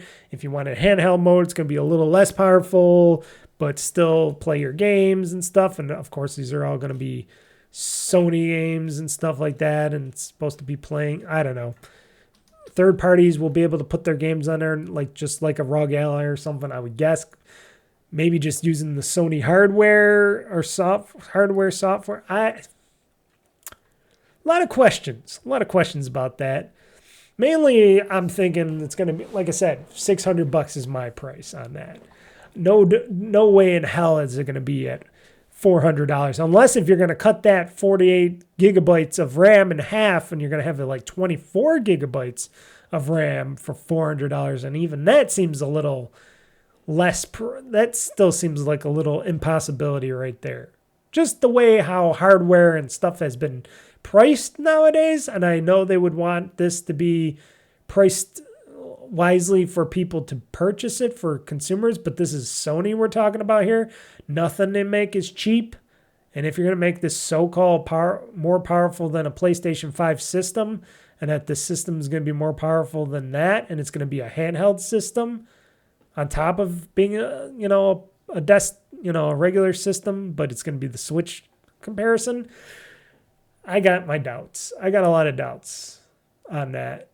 But we'll see. We'll see if they can pull it off and stuff. And also by that time, I'm sure we'll have another Xbox ROG Ally or something coming out by that time in 2027. Because that'll be 2 years away from now in 2025 when we got the first Xbox ROG Ally coming out from Xbox / their partner Asus together. The next one could be 2027, 2028. And maybe that might be even more powerful. Who knows? I don't know. That's always a question to me. I don't know. I can't even think right now about that. It just doesn't seem plausible right now. I like the numbers. I like what it's saying in the numbers. And no, this is all rumors and leaks, so Sony isn't going to say anything. But if that's true, 48 gigabytes of RAM in that sucker, that's good. That's a lot of RAM. That's a lot more RAM than you're going to need, but have available for playing like new next-gen games and stuff. The CPU still seems a little light. Usually would want that at least at 2 gigahertz or something, but the more powerful the CPU, the more power hungry it's going to be. So them keeping it around up to like 1.6 gigahertz and stuff and 1.2 was it gigahertz or something like that, I can understand, but still that's like going to bottleneck the device and its power a bit. Maybe, possibly. Still, we got to find out what this device is going to be like. We got to wait. It's probably in very early demo stages right now. They probably got a working concept going on over there at Sony right now of this device, and they're playing with some games and seeing how they run on this thing and what they can do with it, what they can add, subtract stuff, make it as cheap as possible so when they put it out, people will buy it at no question asked. I don't know. Plus, I always think that the time of Sony trying to keep their walled garden is going away, because they're also talking about, a lot of our games are going to go on other third-party platforms like the Xbox and stuff like that. So maybe it's going to be a matter of time before we see, like I said, a Ratchet and Clank coming to Xbox, or a God of War or something or whatnot. I would like to see all those games come to Xbox. I don't care if they're older. That'd be cool. Earn some achievements, play some God of War, earn some achievements. I'd play all those God of Wars against Sony. I'd play your Ratchet and Clank games on there. I'd play Forza, our Horizon Zero Dawn games and all the Spider-Man games on my Xbox, or Xbox ROG Ally X if you allow it to be on there, which you could. I could play it on that. I could play it on my Xbox ROG Ally because they sell it on the Steam store already. So I could play a lot of these PlayStation games on my Xbox ROG Ally Extreme and the Future X anyways, because they're all Steam games. So technically I can, but if they go to the dark side and they do it like Microsoft's doing, where they're making games that play on the PlayStations and stuff, and they actually put it and we can get Xbox achievements for playing these Sony exclusive games at one time and at one point and another. Oh, Sony, you'll make money off of my ass. You will. Sony will definitely make more money off my ass when they start porting and putting like PlayStation titles and porting them to the Xbox eventually, like they're doing with the Helldivers that people are commenting about all the time. If you put like Astrobot and you put all your, like I said, God of War and all that on there, I'll buy all of those. $70? Sure, Sony. I'll buy those games if they're not going on Game Pass right away. Sure, I'll buy some of these games for $70 because I just want to go, wow, I own a fucking PlayStation game on my Xbox and I'm earning Xbox achievements for this fucking PlayStation game. My mind would be blown. And I'd be like, Sony's still making money off my ass. They weren't making that much money off my ass before, but now I can play Spider-Man in all its glory on my Xbox. Because I think times will eventually change. And I think these companies, especially because Microsoft's more of going to be more of a multi hardware publisher now instead of just Xbox, but the Xbox is going to be just the brand name and not just the console anymore. It's just the brand name for their whole gaming publishing initiative going forward. I can see that, and I can see Sony doing that, just saying, hey, we want to earn a little extra money for the people that don't want to get PlayStation still, and we'll port some of our games to Xbox, and we'll make more money off of that, because that's what we're in the business of doing, making money. And that would be an interesting world going forward if people would just start doing that. Be an interesting world. I'd be very intrigued on what would go on with that. So those were the game news stories of the show.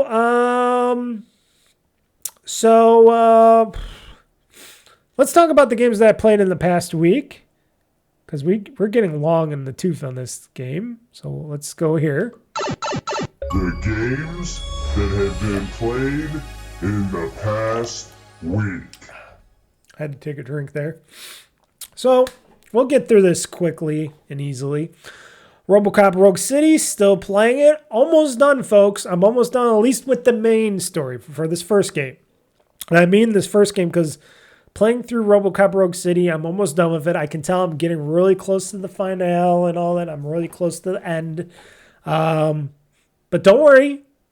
This upcoming stream will, if it ends early, if this game ends early-ish, and I beat this game sooner than later, I will start up RoboCop Unfinished Business. I already purchased RoboCop Unfinished Business. I didn't install it yet, but it's all ready. I will install it when I get on my Xbox. And I will have it waiting and ready for if and when I beat RoboCop Rogue City. I will just go on to that and we'll keep doing my RoboMike Rogue City streams, going on playing RoboCop Unfinished Business. That's what I'm going to do. Then we'll do that tower adventure game. Because I'm having a blast in RoboCop Rogue City. I think it's the best game that company ever made. Like I said, I did not care too much about the Terminator, what's it called? Not Salvation, Terminator Redemption? Is that what it's called? I didn't care for that Terminator Redemption game. I should go back and play it. I do have it somewhere. I think I still have it somewhere. I should go back and play it, but I think it was just too much for me. And this is more encapsulated. Like you got this little city they keep sending you in and putting different missions into the city. And then you go back to the precinct and you go back to the city. And sometimes you'll go to the corporation or something. You'll go into the corporation a little bit. So, and then I'll load you back into the precinct or the city. It's really nicely contained in how they did this RoboCop Rogue City game, that it just made it so much easier for me to play than the Terminator game, where it's like, oh, what do I do now? Where do I go? What do I do? Why can't I kill a Terminator yet? You know, I was so frustrated because that was more of a RPG-ish experience, and this is just more of a like a hack and slash kind of shooter kind of a game. Forgive me for saying, but it's a really good game on what they did with this game, and I love streaming it. People love watching it. I can tell I'm getting good numbers on my RoboCop Rogue City stream, and I hope that still happens when RoboCop Unfinished Business starts getting played by me on RoboMike Rogue City, which is my series, every Friday at 8 p.m. Eastern Time on YouTube.com/OldFreakyGamer-2023. So that's going to be for that stream. Or if you go to twitch.tv/OldFreakyGamer, that will be on there as well, streamed. Or you could all go to oldfreakygamer.com and watch this YouTube stream on my on the homepage on my website. So you can watch it anytime, anywhere, even after the fact, because then I put up the video after the fact, and it has the live video after the fact, after it records. But yeah, fun game, fun series. It's going to be sad when I beat RoboCop Rogue City, but like I said, then I'm going to get into Unfinished Business, and that's its own type of game where it's like a tower adventure type of game where you go up a tower. That's going to be fun. But it'll be fun but sad when I beat everything RoboCop, because like I said, they did this game really fun. I really enjoyed this game, and I didn't think I was going to enjoy it, but I did. When I first saw it, when people were showing it off for a little bit, I was like, oh, that's intriguing, that game, this RoboCop Rogue City. And I just like, okay, I'll just buy it. I bought it when it was cheap, and I'm like, okay, let's stream it and play it and find out how I like it. And then I'm like, oh shit, this game is really fun. And I just been having fun being RoboCop. I don't know. Oh, and it even got me to buy the movies again and watch all the movies and stuff. And it's like, okay, making me more of a RoboCop fan right now. I don't know why, but yeah. Go figure, eh? The other game, like I was just previously talking about playing, Gears of War Reloaded on my PC in ROG Alley. Now it's just the ROG Alley because I think I got rid of the PC version. Did I delete that? No, I still got it on my desktop here. I think I got it on my desktop because I never know. I might play the game via my friends via desktop. You never know. But I might play them via my ROG Alley as well. I could, like I said, online multiplayer or playing multiplayer online on my ROG Alley. It's not bad at all. But like I said, it works fine for me because I got the Xbox version of the game, the PC Xbox version of Gears of War Reloaded, not the Steam version of the game. So it's been working since straight up when I launched it on day one of its launch, and haven't had any problems with it. It's been running very buttery smooth. It's the same game I've been playing 4 or 5, 6 times now. I don't know how many. The story's still the same. Everything's still the same. Multiplayer is slow and fun as I liked it. So yeah, that's Gears of War Reloaded for you folks. Minecraft Bedrock Edition on the PC. I've been playing a lot of Minecraft. Very easy to go on and play. I've been playing it on my PC because I've been on my PC a lot, and I've been like, well, I want to play some Minecraft. And I haven't been playing on my ROG Ally because I still gotta unplug and plug in the USB-C thing. Eventually, I might just cave and get the Realms thing for the Realms server. I'll purchase that Realms server initiative. Maybe I'm thinking of, because then I could just play on my ROG Ally or on my PC or whatever, Xbox, whatever. I doubt I'll ever play on Xbox again, but PC or my ROG Ally, and I don't have to switch a save over anytime soon. But unless if I get my server working, or if I get the older server working, if I can get that server working, then I can put it back on. I don't know. I'm thinking I might want to try something else with the server and such, but I have to think about it. I got to see if it'll work or not. But been playing on my PC now. This has been the main source of my Minecrafting, bedrocking. Why not? I love Minecraft still. Of course I'm going to play that.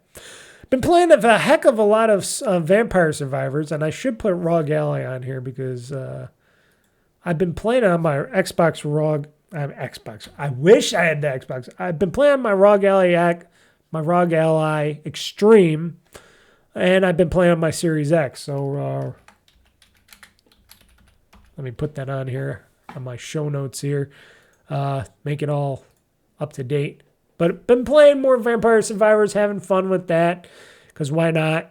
I always jump back in. Vampire Survivors always pulls you back in. Still fun. Doesn't matter if it's on the console or portable. Still fun. And I forgot. Gears of War Reloaded. I have a first gameplay video up and running. I put that up yesterday on my YouTube channel or OldFreakyGamer.com if you want to go there to watch it. Please watch. It's a good video. It's me showing off Gears of War Reloaded. Like I said, it looks the same. Tried to load up multiplayer. There wasn't that many people at that time on the launch of for multiplayer and stuff. But I did get one match in eventually. Now, when I was playing it again, there was more people playing Gears of War Reloaded multiplayer, or online, I should say. And I was able to get into matches easier for private, or, for bigger matches, or whatever, competitive matches or regular matches. So it is getting better. And I hope it gets even more better, because I do like playing it, even though I suck at it. But yeah, Gears of War Reloaded, first gameplay is up and running. So if you want to see what it looks like, how it feels like, take a look. View my little video. The Rogue Prince of Persia. Wow, I really spelled series wrong on that. Wow, what did I do there? Boy, I was drunk at that time. No, I don't drink. I don't drink that much, so I never get drunk. But I've been playing the Rogue Prince of Persia, which came out. Nobody's been talking about it. Nobody. I haven't heard a single person talk about the Rogue Prince of Persia. Ubisoft brought it out. It's free on Game Pass right now, just to let you guys know. Not just Gears of War Reloaded, but the Rogue Prince of Persia is free on Game Pass. It's like a side-scrolling hack and slash adventure beat 'em up kind of a game in a way. It is really fun. I'm really terrible at it at times, but it is really fun. It is a really good Prince of Persia. It's really controls really nicely. It moves pretty quickly, but still you can do some interesting things. You learn some interesting things. And like I said, even though I'm still bad at it, I've been having some fun with it. And maybe I recommend people checking it out. Especially check out my video, because I do have the Rogue Prince of Persia available for video, because I thought I was going to do another video. I thought I was going to do the Ninja Gaiden video. Sites Ragebound, is that what it's called? The Ninja Gaiden Ragebound video for it, because I thought Ninja Gaiden Ragebound was going to be a Game Pass game. Surprisingly, it isn't. I was very surprised that Ninja Gaiden Ragebound was not a Game Pass game, even though all the other Ninja Gaiden games are Game Pass games, and the upcoming Ninja Gaiden 4 that's going to be coming out soon-ish is also going to be a Game Pass game. I was very shocked and awed because I already had like stuff ready for it. I was ready to make that first gameplay video of Ninja Gaiden Ragebound, and I actually had my poster picture ready, all made, my first gameplay poster picture already made, clip art. I already had all the stuff ready for it, and then I look, I'm like, where is it on Game Pass? I don't see it, and then I look in the store, and it's like, oh no, this is only available for purchase for like $30 or something, or $24.99 or something like that, somewhere in that range from the $24 to $30 price range. And I'm like, oh, I thought this was a non-paid game. Oh well. And then I went and I looked and I'm like, oh, the Rogue Prince of Persia is on there. I downloaded that. That just came out not too long ago. Nobody's talking about that game, so might as well play that game and make a first gameplay video of that instead of Ninja Gaiden Ragebound, which I hear is okay. I hear it's a very good game. People are loving it. I'm still surprised nobody's talking about the Rogue Prince of Persia game, which just came out as well. It came out like 2 weeks prior. It came out the week before Ragebound came out, I think it said. And like I said, I haven't heard much of anything about it. Nobody's been talking about it. They only been talking about Ninja Gaiden Ragebound. And I'm like, interesting. Interesting indeed. So, like I said, that's been fun. Like I said, check out the Rogue Prince of Persia gameplay. I played on my Series X. I got a first gameplay of it. It's up on the website at OldFreakyGamer.com and my YouTube channel and stuff like that. Check it out. Definitely check it out. And then finally, I've been jumping in a little bit.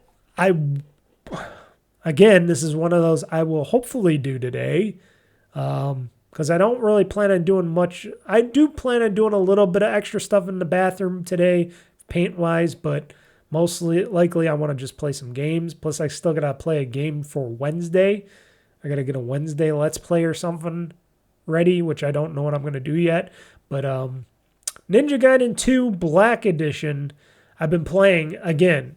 I jumped back into it on my Rogue Ally, and it's been fun as hell. Runs great. I'm pretty good at it still. I haven't died in that game yet, surprisingly. And, yeah, I want to beat that game. I want to beat it. I'm still pretty low chapter-wise. I think there's 17 chapters in that game, and I'm pretty low on it still, but eventually I'll play more of it. Eventually I'll get through all the chapters. I just got to focus. So I've been like, I jumped in, beat another chapter. I'm going to jump in again, beat another chapter. Jump in, beat another chapter. Like I said, I got a lot of things going on. And I'm surprised I played as many of these games as I have, especially this is for spanning of 2 weeks right now. But I'm surprised I've been playing as much as I have been playing because, like I said, I've just been busy doing little stuff with the bathroom remodel stuff and work-wise. Like I said, work-wise. Bunch of other stuff going on around the house at this time. It's just craziness. And when I'm doing other stuff, I just, when I'm just too tired to play a game, I just don't play any games. I just don't do it because I'm just too tired, and you don't play games when you're tired. And, it's not like I am sitting here like other gamers out there, game reviewers or journalists, as they would like to call themselves, and video guys, and be able to just continue to play games all day, all night, all weekend, not have any real things to do at home because everybody's talking about their lawn mowing robots and this and that. They don't even mow their grass or anything. It's like, what do you fuckers do? And I'm like, you guys got to be the most out of shape people ever. I'm still out of shape right now because I just been working on the bathroom and stuff and all the other stuff going on. I haven't had time to work out, but shit, at least I'm doing actual physical stuff. And these people have just been playing games nonstop, and they're like, talking about it and they're laughing at, oh, I don't mow the grass, but I got a robot that I spent $1,500 on to mow the grass. And I'm like, lazy. I don't know. It's just me complaining. That's why I always say I cannot wait till I fucking retire, because then all I have to do is stuff around the house and then game. Work out, game, do stuff around the house. Work takes up a lot of time. I wish I didn't have to work, but gotta work, gotta make the money so I can buy the good stuff, right? You know, gotta buy the good shit like the ROG Allies and stuff like that, and some games when I can game. That's why I can't wait till winter. Outside, I don't really do anything except quickly snow blow the sidewalk and the driveway and stuff, and I'm salted, and I just go right back into the house, and I'm like, fuck it. That's all I gotta say. Fuck it. Inside the house, game. Don't do anything. I don't do any remodels during the winter. I don't do nothing. It's just game. Sit on my ass, work out. That's it. That's as close to my retirement as possible. So those were the games I played in the past weeks. I don't know how interesting that was for people, but that was interesting to me. I'm wondering, here's a question for all of you. Why is everybody so big on this Hollow Knight Silksong? All I've been hearing about is this Hollow Knight Silksong this, Hollow Knight Silksong this. Oh, it's going to be so big. Games are moving away from this Hollow Knight Silksong. What is so big about it? I have not played the original Hollow Knight. I hear other people said that the original Hollow Knight is nothing that good. Is it on Game Pass? Should I check? I got to check this out. Who is this game by anyways? I think this is on Game Pass, right? Hollow Knight. Let me check this. Whoops. Of course, I hit the wrong buttons. Hollow Knight. Okay, they got Silksong number 1. Hollow Knight. Here's the Hollow Knight. Hollow Knight Void Heart Edition. Oh, I can install it right now. It's on Game Pass. 2018. Oh, now they're showing on this PC, Xbox for PC app that it's available on these subscriptions here. Huh. And it shows my plan is Ultimate. Interesting. Microsoft's actually updating the Xbox for PC app here. I'm seeing some new stuff in this Xbox for PC app. So Hollow Knight. So it's a side-scrolling, what is this? Side-scrolling action adventure of insects and heroes, explore twisting caverns and blah, blah, blah, blah, blah. Like I said, never played it. People say you don't have to play this game, I guess. I don't know. Wouldn't you want to play the first game before you play Silksong, which is supposed to be the sequel to this game? I guess the sequel to this game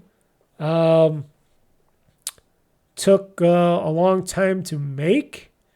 So everybody's like, whoops, I went to the wrong one again. So everybody's really talking about it. This is going to be available in, well, according to this, I'm on Sunday. So when it comes to Monday and you're watching or listening to this podcast, it's only going to be 2 days away.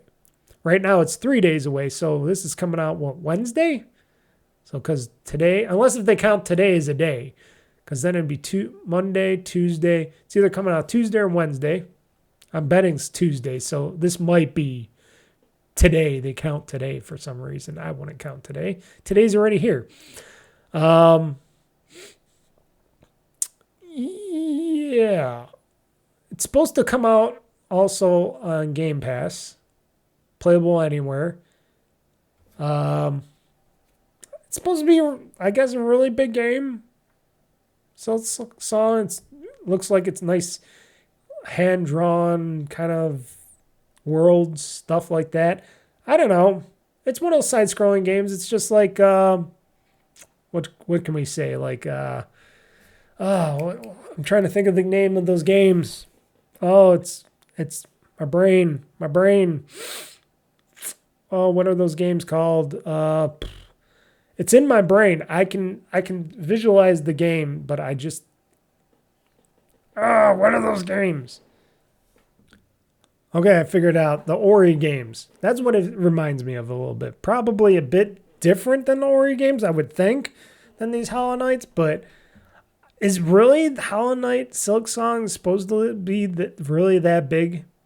Well, I'll find out when I do a first gameplay video of it, because I will download the game if it is going to be available on Game Pass day one and stuff, and I will play it.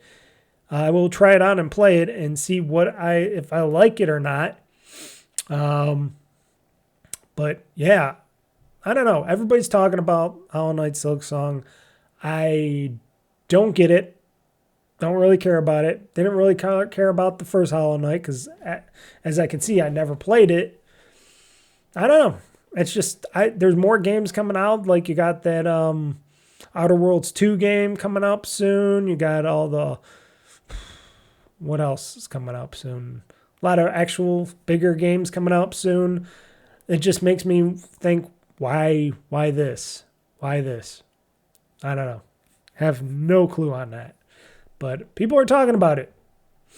I guess it's just one of those things in gaming culture where people just latch on and go, that's our game. That's going to be our game to play. Hollow Knight. That's what we want is Hollow Knight Silksong. It's been a long time in the making. We want that game. That's going to be the people's game, the gamers' game. Probably. And that's why everybody's railing about it. Because that's all I hear on podcasts. Oh, I can't wait to play Hollow Knight Silksong. That's going to be the best. It's going to be the best. Okay, we'll see about that.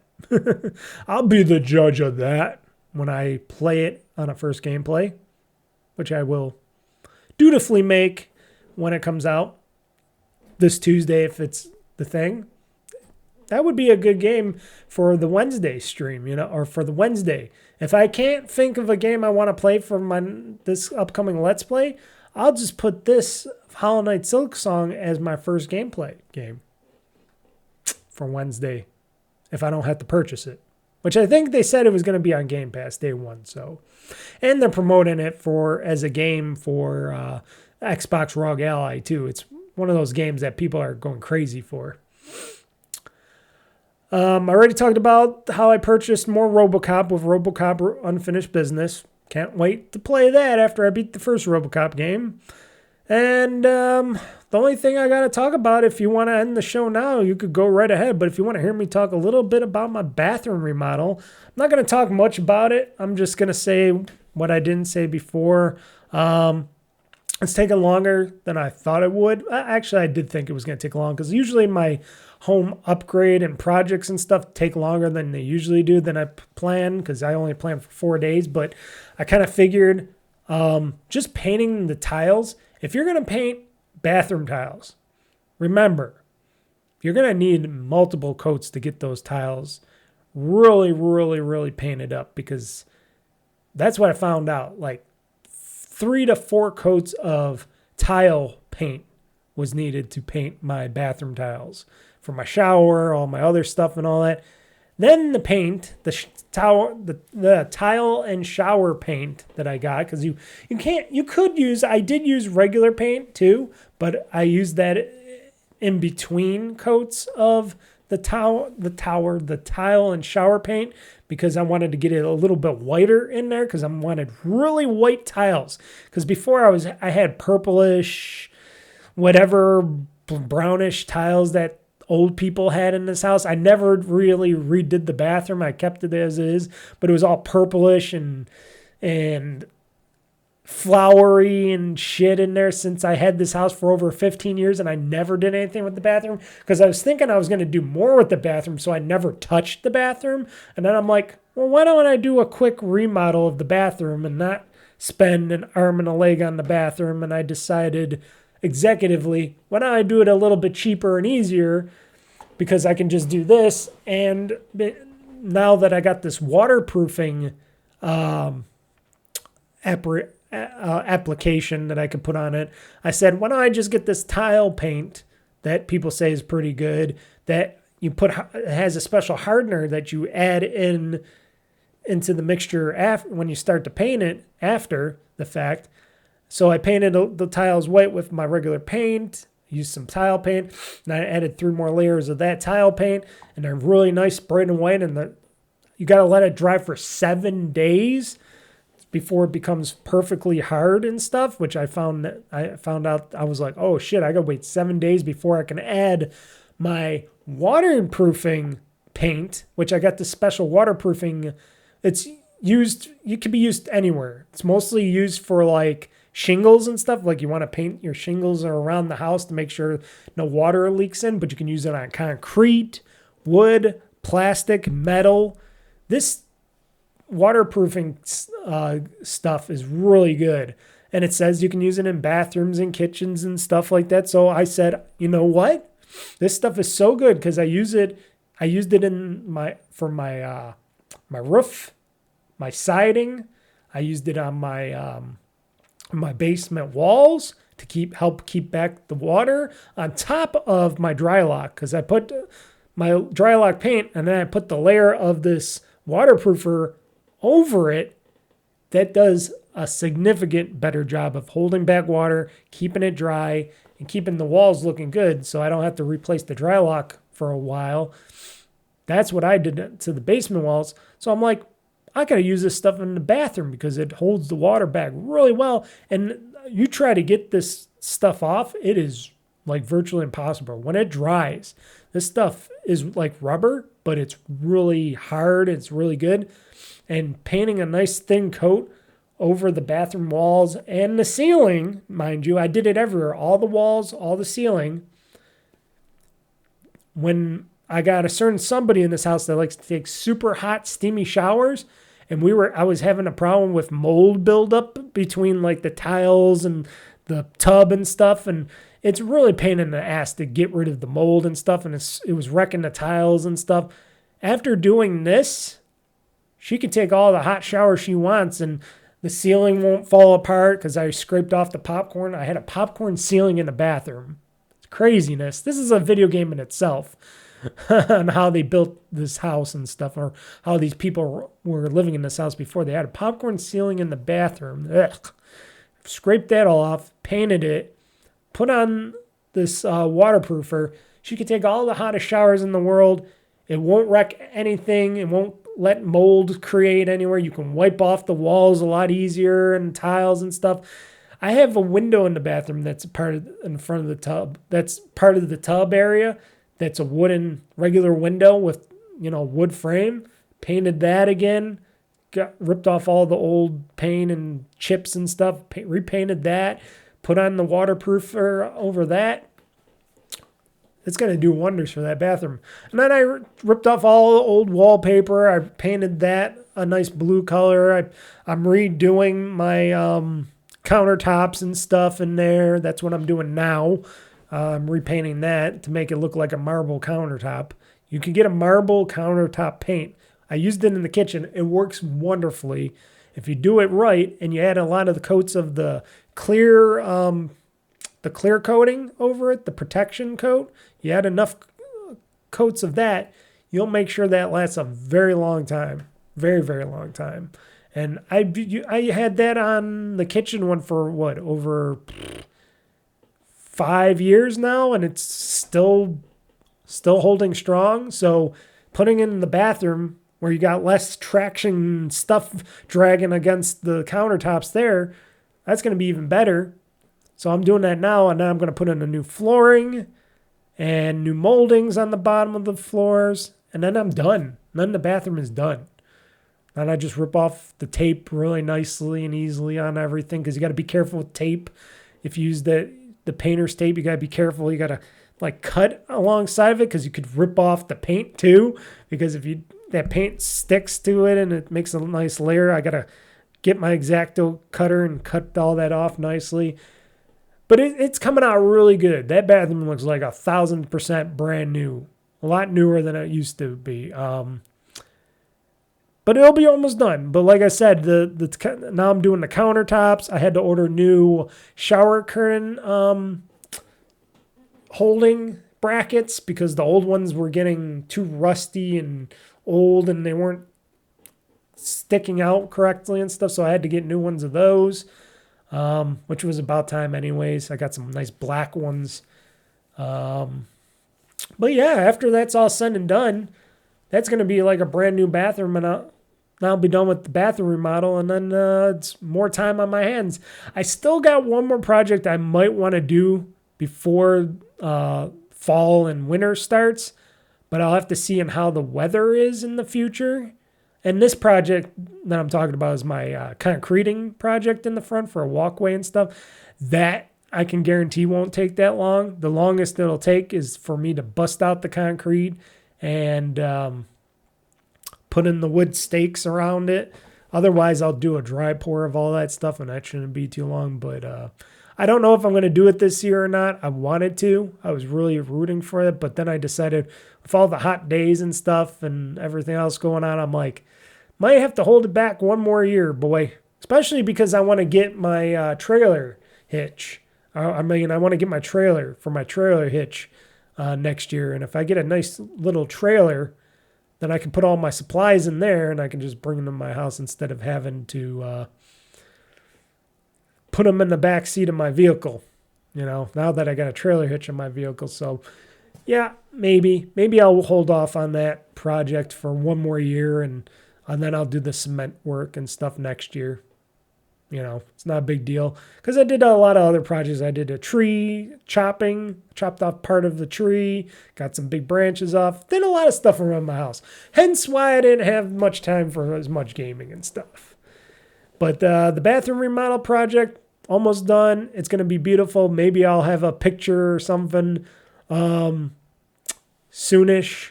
When it's all said and done, I'll have a picture of it, the before and after picture of my bathroom remodel project on the website. I'll definitely put that up for you guys. Because, if I want to do some shitting and gaming in my bathroom, I got to game and shit right, I got to do it in a nice, beautiful location, Anyways, that's all I got for you guys. I think it's time to end the show. I think I talked enough for you guys. I hope you enjoyed the show. Recommend the show to other people. It is a podcast. You can listen to my shitty nasally voice if you just want to. If you don't want to watch me on YouTube and stuff like that, or at OldFreakyGamer.com, you could go to OldFreakyGamer.com and just listen to or download the podcast audio version of the podcast. This podcast that goes up each and every week on Mondays, except for when I have little remodels or something going on. Otherwise, it's up every Monday on OldFreakyGamer.com, or you can get the podcast audio version, not the video version, but the audio version of the podcast on any major podcast app. So iTunes, what is it called? Because Google don't do that anymore, but Spotify, Amazon Podcasts, or you can just go to podbean.com, which is my place, but you can go to oldfreakygamer.com and click on the GamezAttack podcast. Subscribe. It's free for all to download and listen to high quality audio. But if you want to watch the video version, you can watch it on oldfreakygamer.com, or you can watch it at youtube.com/oldfreakygamer-2023 and look for the podcast that is the GamezAttack podcast. Anything else am I missing? No, I don't think I am. So I think everybody, I'm going to go make something to eat. I'm going to try to play some games and edit and pre-upload this podcast to the sources and think of some videos or games that I want to play for next week. So everybody, till next time, everybody, this is Mr. Mike signing out saying game on, game hard, world conquest. I am pushing this gaming button, and this show is now game over. Till next time, folks. See you Friday, 8 p.m. Eastern Time for Robo Mike, Rogue City, folks. Pixels flicker, neon bright, old freaky gamer plays all night. Joystick in one hand, fries in the other. He's the king of one more level, brother. Press start, he's in the zone. His throne's a squeaky chair alone. Old freaky gamer, he's got the knack. Blasting through the game's attack. Level up and don't look back. Old freaky gamer on the track. 8-bit dreams and a 16-bit past. His reflex is slow, but his will is fast. button mashing like a man possessed. High score chasing, he's obsessed. Respawn, repeat, rage quit, restart. Every pixel's a work of art. Game over doesn't mean goodbye. He's back again, give it one more try. Oh, freaky gamer, he's got the knack. Blasting through the game's attack. Level up and don't look back. Oh, freaky gamer on the track. Game over.